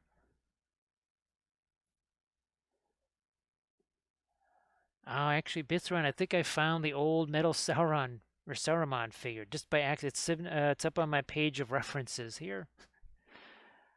I think I just saw that. That's interesting. I think I actually remember that one. I only ever got to use that Saruman on horseback that you saw one time. That was the game with Grima. Oh, that was the game that he did the Sorceress Blast. So yeah, he Sorceress blasted a whole line of Gondor shopping mall guards. All right, we still got this big old pile of our Phthalo blue over here. Let's just utilize a little smidge of it here on a couple of things. Use a little bit of it here on his staff. I could maybe use a little bit more of a blue there. That's better. And then some more here too. And we'll let that work its way down the staff there a little more. And I'm even going to sneak in a few little touches of blue into his hair. Just a few little touches of blue there. Mostly kind of reflecting the sky color a little bit, thinking about that. Now I would like to get some texture here on the claw. Let's see if we can make that happen here. And I might, well, we'll start off with some lighter stuff here. Let's just grab a little bit of our quick dry here. Quick dry white. Throw a little bit right there. Might let a little bit of that mix with our brilliant yellow pale there. And let's see what we can do to create a little bit of a texture here in his cloak. As much as we like the smoothness of things, it would be fun to have what looks like the impression of a pattern here. And it's not like the entire thing has to have a specific pattern. We just have to give it a suggestion.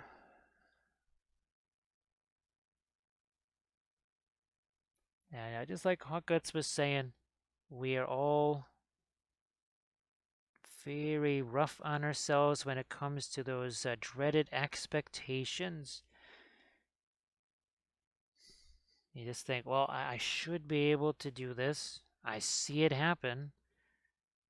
Well, believe me, we were we were certainly like that in our watercolor class. We could watch the one instructor after another doing all this amazing stuff with what looked like their eyes closed.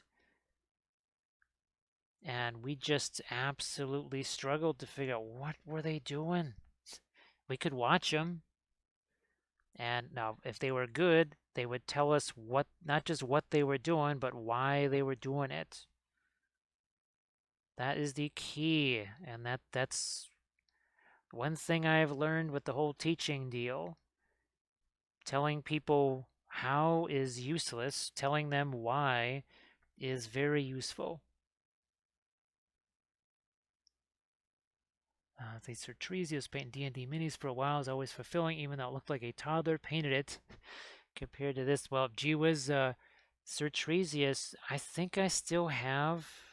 I don't know where it is now, but and it's one of the few surviving anythings I have from the old days. And I look at that and I just say, how in the world did we ever manage to be miniature painters? Because it's quite hideous, to say the least. It is not fantabulous at all. Our first, we were talking on our Thursday stream, right, about the basing and how we had no clue about basing until we saw other people that did know what they were doing. And we went, oh my gosh, we need to do something about this. So here we're getting that little bit of a texture going in there. But here it also has to be a little bit darker. A little bit darker down here. A little bit more gray. That's just mixing with the Van Dyke brown that's still there after all this time.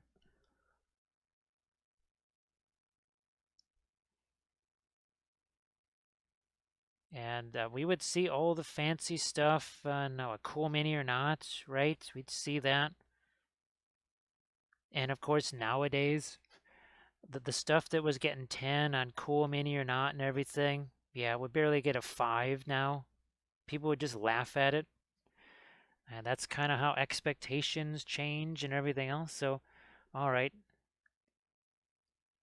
I think I will go with a couple of little bit of a lighter shot here on some of these elements. They're supposed to have a texture to them. And then we got to come back in there with something that's a little darker. I don't know. I got this umber sitting over here. Let's see what happens. And that's going to have to cut through some of our lights here. See, too much liquid on the brush. We take some of that away. Aha. See, even there was too much liquid on the brush. I was doing this and I went, ooh, okay. We got to take some of that liquid away. Sometimes too, it depends on just what's sitting on the miniature here. Sometimes you have to react to what the miniature tells you. So now I think you can see we're starting to get that texture. That sleeve is nice and texturized. We'll do this other one, and then we'll move on to the rest of the cloak there. I want a little more yellow into that. And this is not a straight up white by any stretch of the imagination.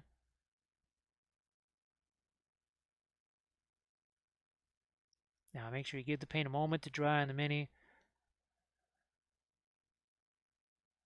Yeah, with the oils, as we always say, less is more and more is way too much. But we also say don't be hasty, right? Don't be hasty, little hobbits. And the other thing too is don't think of it in terms of the traditional layering like you would with acrylics. Because, I mean, that's what acrylics do well. Oils, what they do better is you just kind of stick the paint down there and you push it around, right?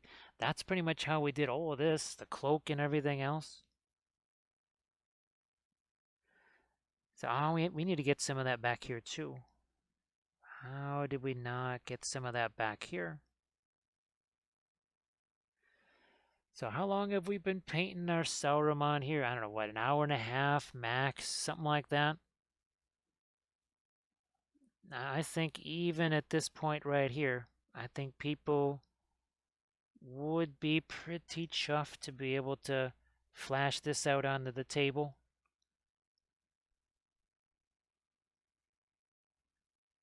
And again, it's all about, and two, we could take another brush to this and sort of soften that a bit if we felt it was too harsh. Could always soften it down a bit. Now at this point, we're also starting to grab a color that's a little less light here. And we're not just stippling the brush on there, we're trying to actually have these go in not quite a pattern, but sort of a faux pattern here. It's almost see, it's like a semicircle here. It's like it goes down into a circle and then into another circle, like a spiral almost.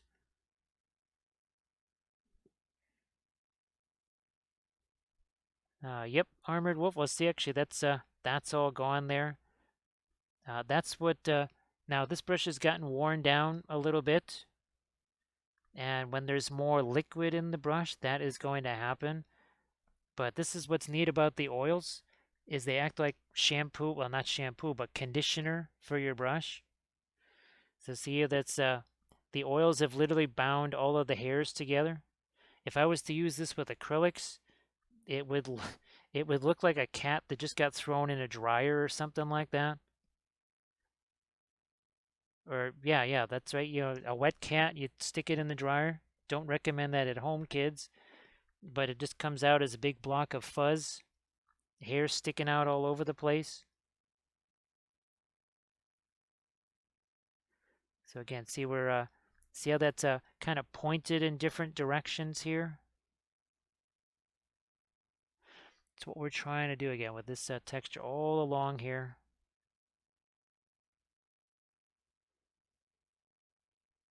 Actually, Armored Wolf, I'm glad you could actually see that because I wasn't sure if people could see the texture. Yeah, I wasn't sure if the camera could capture that, but if it can capture the Go Funny here, it's like, oh, there's one. And wait, there you go. They can see it now.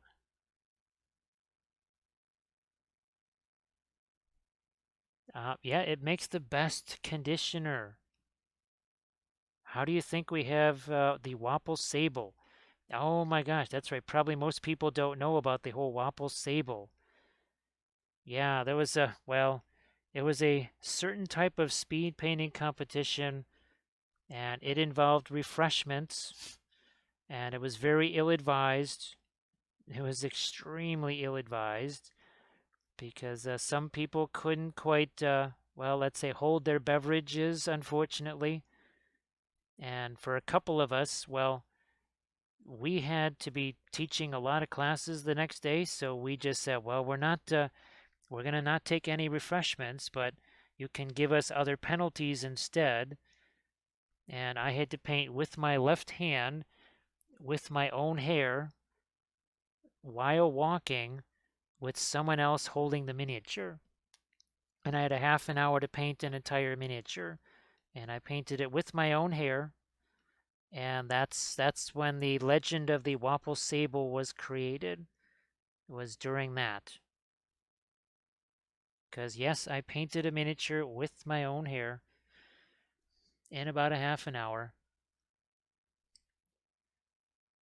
Which that was interesting to say the least. Now here, see how we're coming back in here? We're kind of softening some of this. All right, so it's not going to be as pronounced anymore. We'll leave some areas more pronounced, others less pronounced.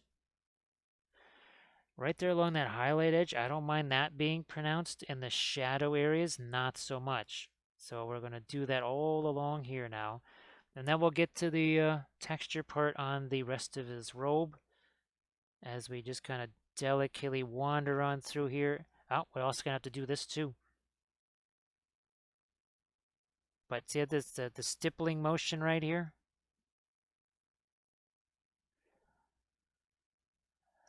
At least they didn't have to hold on to the ground to keep from falling off the earth. That was, well, given the fact that there was one person that five of us had to drag, like with their feet literally dragging behind them, and I was holding a very large refuse bag in front of them the entire time. Yeah, that was very ill-advised.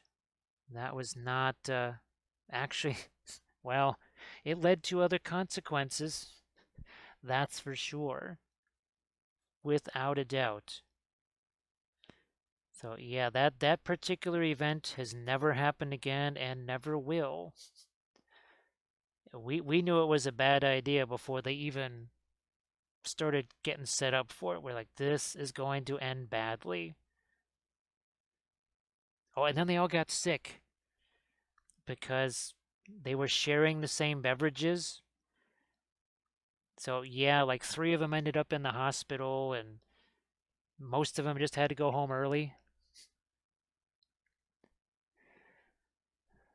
So yeah, this was not painted with my hair, but I always knew that if the need arose, like say with all the craziness over the last year or so, people are like, "Well, what happens if you can't get brushes anymore?" I said, I ain't worried about that.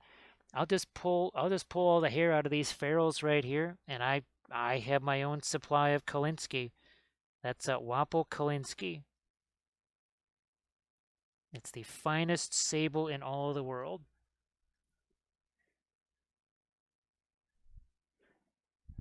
Now, of course, when it's still attached to your head, that does make it somewhat more challenging to paint with, especially when you're painting with your left hand. And when I mentioned walking, I wasn't walking on the floor. We were walking on chairs surrounding a table. So, yeah, we were also trying not to fall and break a leg, too. That was probably one of the more challenging painting times that I've had with the miniatures. Again, not something that's ever going to happen again. So one thing, we're going to continue our texture out here. But see how it's kind of radiating around this way, and then it kind of radiates up this way? If it was just a bunch of dots, it's going to look like just a bunch of dots. That's it.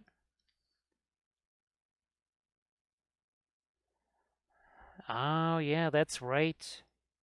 Well, actually, did we try to do that last year? We did, didn't we?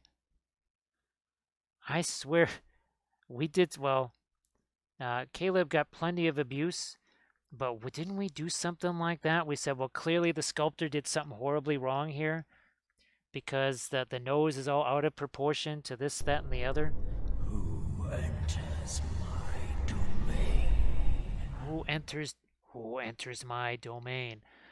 Bark Axe, how you doing? It's as a tag team rating. It's tag team rating. So actually, now hopefully your stream didn't have any crazy stuff. Looks like last night you were able to kind of get the stream back up and running again. I highlighted his laugh lines. That's it. I knew there was something. We were, what's the phrase? We were giving him the business? Yeah, we were giving him the business there. So folks, be sure to give Arcax Miniatures a follow. Because, well, this qualifies, I mean, it's not really late at night, but it kind of qualifies as late night Twitch streamers. So let's all support Barkax. So yeah, Barkax, I saw you last night and I thought, oh man, he was able to get the stream back up and running again. So I hope you didn't mind that we popped some people your way. All right, well, let's a little bit more into our darks here. So as always, we're working with our oils here. And well, look at this. Look at this. Huh? Side by side wizard. So this is where we're not adding this to our Moria army, but we're doing an entire fellowship theme with Moria basing. So we've been working on our Gimli here as well, and we've got our Boromir right there. Also Moria theme. Now this is for our Moria army. This is Alex the Cave Troll. He's like, yo, what's up? Want a ring? The guy with the shield gave me this funky ring. It's gonna take a while because I have no pockets. Oh, that's right. Speaking of pockets, we have to we have to get some color on that too. That's right. So Barkex, I hope that again that the stream all held together nicely and there was no more craziness. It seems like a lot of people have just had some weird things going on this weekend. Now, hopefully, Valfera is still alive after taking a nosedive there in the kitchen, apparently. I might have to send Valfera a message on Instagram or something like that later tonight just to make sure that he's not in the hospital or something like that. So, get all this little texture that we're throwing in here. Well, we're going to be coming back in there with our little bit of a blender brush. Amateur Paint Hour, how you doing? All right, no problem, Barkax. Yes, I'm gonna be doing the same thing too. I snarfed down some pizza really quick. I don't know, a couple hours ago, I think. But we're already getting the hunger vibes, so there will be some more food that gets consumed here. Now, what is kind of interesting here is that I could let some of these brushstrokes, like the physical brushstrokes that have height to them, leave those there because then it would be physical texture. Of course, you could actually, Armored Wolf. I know there's some of the tank stuff that gives you the cast iron texture in your turrets. Like if you're doing a Sherman turret or the old style cast T-34 turret, and you just literally use this. It's called turret cast or something like that. Um, I wonder if you could use some of that to actually texturize the cloak here so that you would literally have some kind of interesting texture like that just to work with. Now here, see there's like that Terra Rosa that's snuck in there. Look, it's just like that is really hilarious. So this was painted with acrylics years ago. This is a conversion that I did myself. And then this is the brand new Saruman on horseback here. Floppy, how are you doing? Hola as well. Hola. See, I use heavy body paint for extreme highlights because the thickness of the paint catch is more light. Now the same but easier, right? The same but easier. Now here's a little piece of fuzz on the end of that brush there. But literally, there's been so many brushes that with acrylics were unusable. I was about to throw them away. Then I started using them with oils, and I actually had to look at the handles again. I said, this can't be the same brush. It literally looks like an electrocuted fox that was also set on fire several times. How in the world is it doing this? It was the oils that basically brought it back to life. And that's yet another miracle of the oil paints. So see, we're getting some of that texture down here again. I've used some of the Crackle Earth texture paints to add texture to Nurgle miniatures. That's well, I guess I could see a Nurgle miniature having to do a lot of gurgling. That's probably the sound that it would make, wouldn't it? I guess maybe some more other gross sounds as well. All right, so there's got lots of fun little texture in there, which now take a little bit of a blending brush too, and we'll soften all that. It's not going to go away, it won't be gone, but it will be softened up. Like so. There we go. Well, Ryder, man, this is, you really must be getting a little bit stronger and stronger there because, wow, this is like after midnight here. So I'm gonna take that as some good news, Ryder, that you've been still kind of able to lurk there. And well, of course, we're hoping that you just keep on getting stronger, stronger and stronger. Hopefully, it kind of goes exponentially, right? Not just a little bit stronger here and there, but maybe a lot stronger here and there.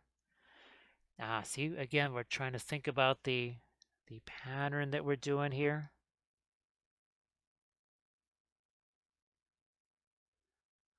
like so. Let's have it go this way. So we want it to also flow like the way the cloak would flow too. And now we did the first layer, right? We soften it. We got the second layer that's coming in here. Yeah, a swarm of gurglings would probably, oof, swarm of gurglings would be rough, wouldn't it? I'm not really sure I'd want to see a swarm of gurglings either. That would be, well, you could probably do some really interesting gross water effects, right? Coming up out of a pool of something. I don't know what that pool would be, but it would be something probably a little bit nasty. Dorna, damn, new your streams. How do you start your miniatures? So Dorna, you can always go back. What's fun is that you can go back and watch all of the sessions as highlights, and especially watch the beginning. Now we pretty much just stick to. Sometimes I just brush this stuff on. It's always Steino Res, and it's usually something like this, right? It's not white. It's just something that's lighter, somewhat neutral, maybe somewhat towards the warm side of things. And what we like to do is, boy, I wish I had a little. Oh, wait, no, no, that's not an example. Oh, wait, time out. We do have an example. Oh, look at this. So what I'll do is I'll take some dark. Now this is dry. So we actually, the question was asked, is the pre-glaze ever dry? Well, here we just never got back to this thing. So the pre-glaze is all dry. So we just throw some darker colors on there. And then we'll take things like makeup sponges. We wipe it away. It's still wet. Well, then we kind of come back with some lighter colors. And then we kind of do a little bit of this, right? And it's very much a dry brush. However, now this is going to be wet, of course, and it's going to be mixing the whole time. So that's kind of how we start off here. I think we actually have another one here. Ah, look at this. So this is another one here. We're messing around with some pre-glaze on that. And then we would go back in again and we would just start to, now of course this would all be mixing together, which is really great. Now here obviously it's dry, but because of the oils, they don't leave that nasty dry brush texture behind, or a dry brush texture. So yeah, that's kind of what happens after, obviously we do our primer, and then we start coming back in with more details. Now every miniature is going to be different, just like now Gandalf here had two light sources. So we kind of did that in stages. We did part of the pre-glaze, wiped it away, did a couple more here, wiped those away in stages, and then did one more over here. So this was maybe 3 or 4 of those pre-glazes in combination. Boromir was a little bit closer to standard there because, well, most of the lighting was down there. So yep, these are all done with the oils. So what we've been doing is we're adding all this texture right here. But the nice thing is I can come in here with this brush and say here, maybe I say, okay, that texture is just too much in the shadow area there. Hello, little hobbit. Spark my gun. Thank you so much for that follow, Dorna. That is appreciated. But see how we just kind of wiped a little bit of it away. Wow, this is going to be crazy. Look at this. Look at this. Gandalf and Saruman together. Maybe they're just going to do a song and dance. Do like that. Now, this one here was also, we did a pre-glaze on this. There's some violet in there. There's some blues in there. Look at his nose. You can definitely see some of the bluish grays there. You turn it over here, more violet, more blues. I didn't have to add those in later. I started with them. So the pre-glaze had that in there.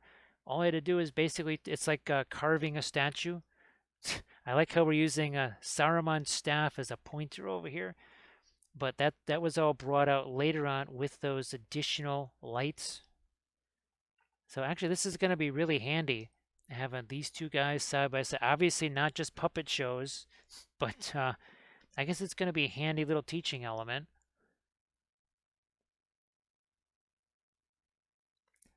So yeah, the Dorna, That is the nifty thing about the oils, is that you can do, in effect, a dry brush technique, but it's mixing. The entire time it's mixing with that pre-glaze that we talked about. So you're not getting that. It's just so obvious, right? It's not like, it's kind of like when you use the regular old cork for basing, and it literally just looks like layers of cork, and you can count the layers of cork that were used. I mean, it sort of looks neat, but you also just know that it's cork. And that's why we try really hard to hide that kind of stuff. Now, here's another example of this. We did the pre-glaze here, but there was lots of greenish grays, bluish grays, some cool colors. Then we went back in with our warmer tones here. And we're going to come in here in just a little bit. We got to get some kind of other colors there on this, well, his modesty outfit there. Ah, now actually, M. Dorna, that was something that I, believe it or not, I was doing the same thing with the acrylics as I would do like the glazing type stuff, because it helped to maybe minimize it a little bit. But boy, with the oils, you never get it to start with. So you don't have to minimize something that you never got from the start, right? That is very helpful. Here, why don't we come in here with some more of our light tech? Then we got to come in with some of those darker tones as well. So I was really hoping to be able to get that texture on here and for you guys to be able to see it. I just wasn't sure if it would show up on camera, but it seems to be showing up on camera. You know, I'm going to do this a little bit darker. Ah, that's what I was using. So we're going to respect the umber here. Oh, the other thing, M. Dorna, and we say this all the time with the oils, this becomes your palette. There's very little mixing that actually happens here. This is mostly me just trying to get paint on the brush. This is where all the mixing happens. And that's the fun part about the oils. It can, I guess for some folks, it can be sort of the scary part about the oil paints too. It came up on, because it always came out rather grainy and thick. Hot Guts actually, well, I don't really use, well, I haven't used a jar of black in almost 2 years because we ran out of that stuff. I'm using mostly things like this, the green, the browns, even this slate blue here. So I very seldom use either of those two.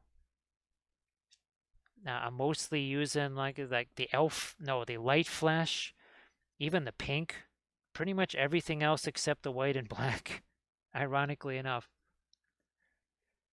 Now, part of that hot guts, and I think we've talked about it a few times every so often, is that depending on what time of year you get it, it could freeze. So yeah, it's either sitting in a warehouse and gets frozen, or it's on a plane and gets frozen, or it's on a delivery truck and gets frozen.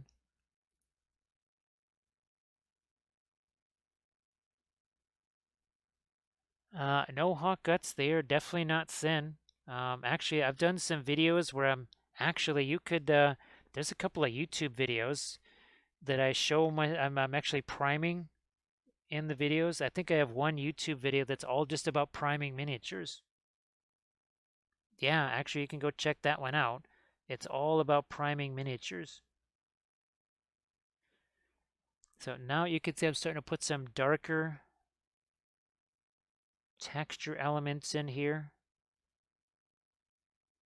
every so often there. But I brush this stuff on all the time because sometimes, well, if it's just one or two figures, why would I want to even bother setting up the airbrush stuff and all that?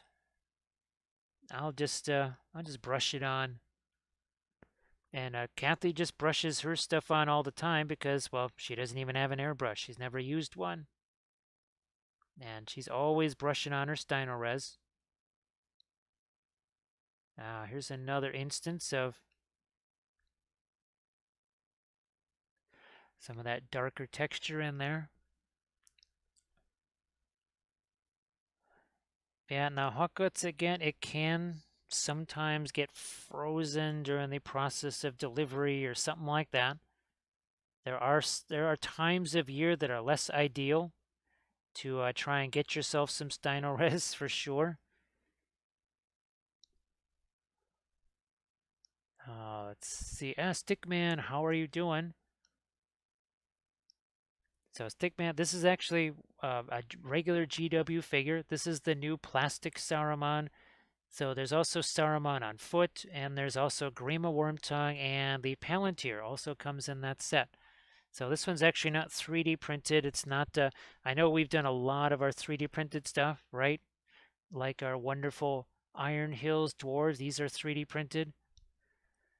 Let's see, so M. Dorna, I've been painting for 2 months. Trying to find my painting process. Well, M. Dorna, that's actually, well, one thing that could be handy. Now, we've done a lot of these. Now, these are for the oils, and these are some of my tutorial videos here. And let me get these things separated here real quick. So this is one way. So we're taking this, mixing it with a white. We take that same color and we mix it with a bunch of other colors. And then we do the same 5 colors with another color. So this might actually be helpful for you. I mean, we did it with oils, but why couldn't you do it with acrylics? And it wouldn't need a lot, right? But, here you got your indigo, right? They all just look darker until you start mixing them with the lighter colors. So this might be I don't see why you couldn't do this with acrylics. What the heck? Why not? And the same 5 colors, all those different ones that you saw, mixed with the same 5 lighter colors. So I'd give that a shot. You might find some new favorite colors that way. So yeah, M. Dorna, I would recommend that because it's actually kind of fun. Because all kidding aside, you discover some new colors. There's color like burnt umber. It actually came back out onto the palette again because of some things I saw when I was doing one of those videos. I said, wow, you know what? This is better than I thought it was. I'm going to bring this back out on the palette. And it stayed out there ever since. So that might be something to think about. Up here. Gee whiz. We've done this everywhere else somehow. We didn't do it up here, right over these folds. Like so. And there's more of his cloak over there, so let's get that too. I'm not sure if you can really see that, but I'm just going to get it anyways. Maybe that's a little too much. Because all that's sitting there right now is just some pre-glaze. But even now, this is still mixing with it, I can tell. Because the end of the brush is getting darker, so it is certainly mixing up there.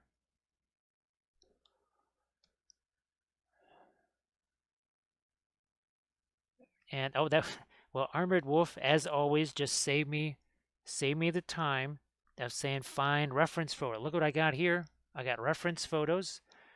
Now I don't have my Saruman here, but I've got. Well, here was our cave troll reference.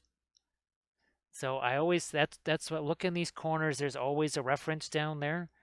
Now it may not be the exact same thing or the exact same color scheme, but sometimes it's just a just to give me an idea, a starting point, and then I kind of figure out things from there. Because we were doing this last night, and I had a couple of references of a white lion. We didn't, now of course this wasn't the same as the reference pictures because it wasn't the same, it wasn't a miniature in the reference pictures, but it gave me some ideas and just like, okay, what would it look like? What would a white lion look like? And as soon as I saw those reference pictures, I knew I wanted to do one that was white instead of the more traditional lion color. I had even seen a couple of tigers, like white tiger ones, but obviously the face just was not going to work, at least the way the face is shaped. So reference photos, highly recommend reference photos. Of course, I mean, we went so far as to buy an 800 page. Now, of course, it was one of those super sale books at Walden Books or whatever the heck it was. But we bought an 800 page book on horses because, well, this is the Cavalry Channel. Even many moons ago, it was still the Cavalry Channel. There was no channel, but it was the Cavalry Channel. Even then, we loved our horses. Used to ride horses back in the day. Only ever rode a bike maybe 3 times in my life. Rode a horse many more times. Definitely preferred being on a horse.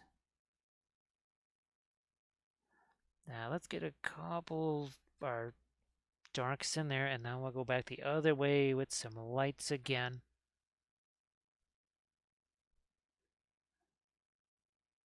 Yeah, now of course, Hot Guts, when we got that, that was about 2004. So there was, Google was a little less evolved in 2004. I'm not quite sure when it really became what we know of it as today.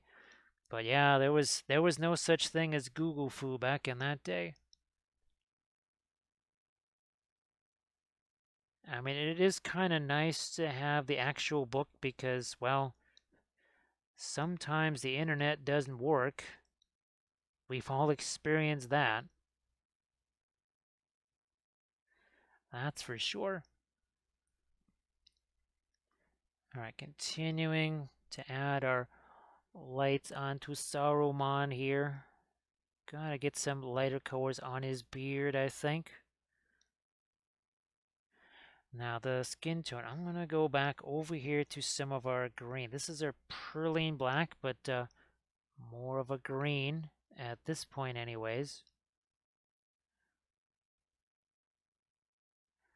There we go. It was a little too much skin color there, not enough variety. Now I feel like there's a little more variety in there.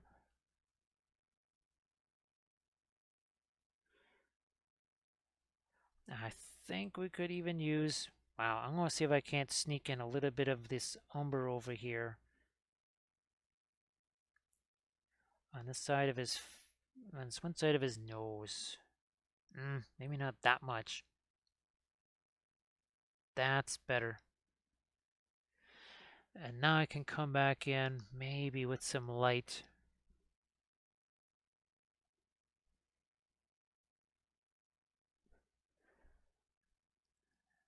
No, I think we'll go this way with it, maybe. Yeah. Gotta bring out that nostril just a smidge more. Ah, there we go. I just, also to under his eyes, we also need to make him look a little bit older here. Maybe a bit on the, some crow's feet or something. Ah, Landris has this perline black. Boy, Landris, you're just gonna have to show me all the stuff you do with that because I just love that thing. There's so much you can do with it. It's open for copying on Spectre. Oh boy, Hawkguts. I remember they still make that. That's cool.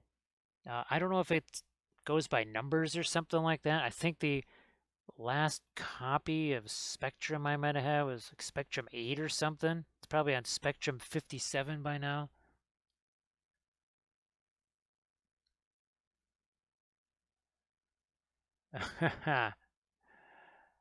Oh my goodness, yes. I think it was like Spectrum 8 or something. Boy, Landrast. Wow, yeah. I could really see that. We have a lot of Night's Watch that are all prepped and ready to go. Look at this. There's lots of green on here. We could paint up now. Of course, I don't think we have any more of the horsey units, but we have just the regular Night's Watch there. Could always try and paint some of those guys up. I've got, I think, 4 or 5 units of them literally based and prepped and ready to go. And they're primed even.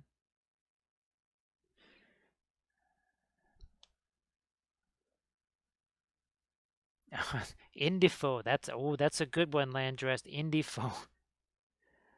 Ah, that's it. Now here I just separated that using a little touch of our blue right there, our phthalo blue. Or no, our Prussian blue. Sorry, don't call Prussian blue phthalo blue. That's how phthalo blue got wiped off the palette by Prussian blue. Now, I'm not going to say that Indian yellow has taken down the cadmium yellows. We're not going to say that. It's just now at least it's an option for folks that maybe want something else that's not as expensive as the cadmium colors. Also potentially an option for something that dries a little bit faster. Oh, Schmindigo. Well, Landress, is it any wonder that a color that is so powerful could be known by many names?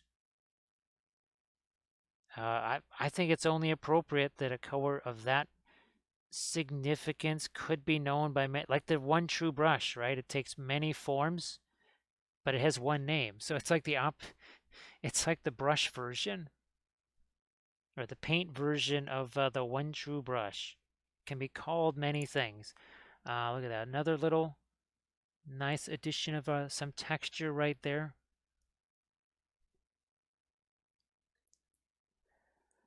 Do we need some more? No, no, darks. Almost went the wrong way with that. Right here, we're going to cut into that with a little bit of darker stuff here. Also, you notice that some of the darker colors we're adding are a little bit warmer, aka the umber. Sometimes they're a little bit cooler. Things like indigo with a little bit of our black mixed in, just here and there. It is now time to do a little bit of blending brush stuff. Like right there. See those? You could just see a whole bunch of little hash marks right there. Well, as we do this, and again, it's a stippling motion here, it pulls those together nice and easy. Same there. Let's do that here.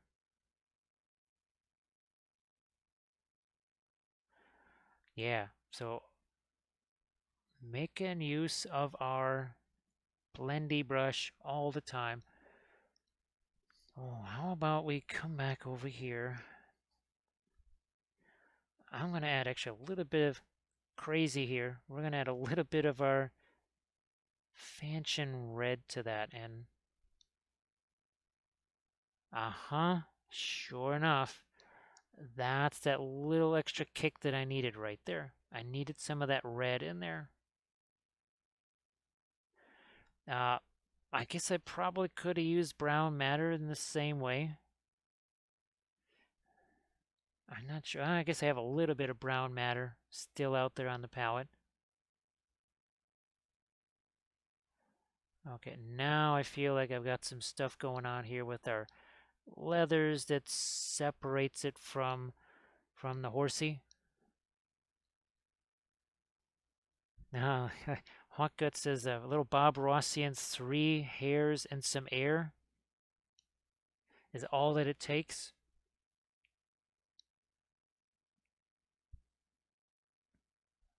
Staff or nope, nope. Actually, I'm gonna take this same. It's like a pinkish color right here. And let's separate these fingers, because guess what? There was a mold line that ran through that. Huge surprise, I know. As neat as these things are, again, unlike the 3D printed miniatures, they're going to have gaps. They're going to have mold lines, all that sort of tricksy stuff.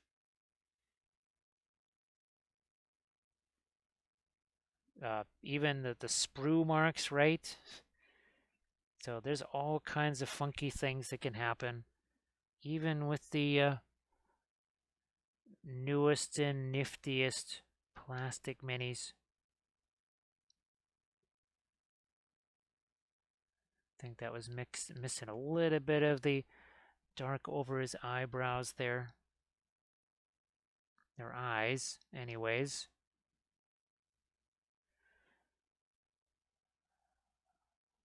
Let me see, can I tighten up some of what's going on here around these fingers? I'm gonna come back over here to that same sort of a reddish brown. See if we can separate these fingers the same way. Ah, there it is. And then I'm going to use that same color right over here on our horsey, just cause.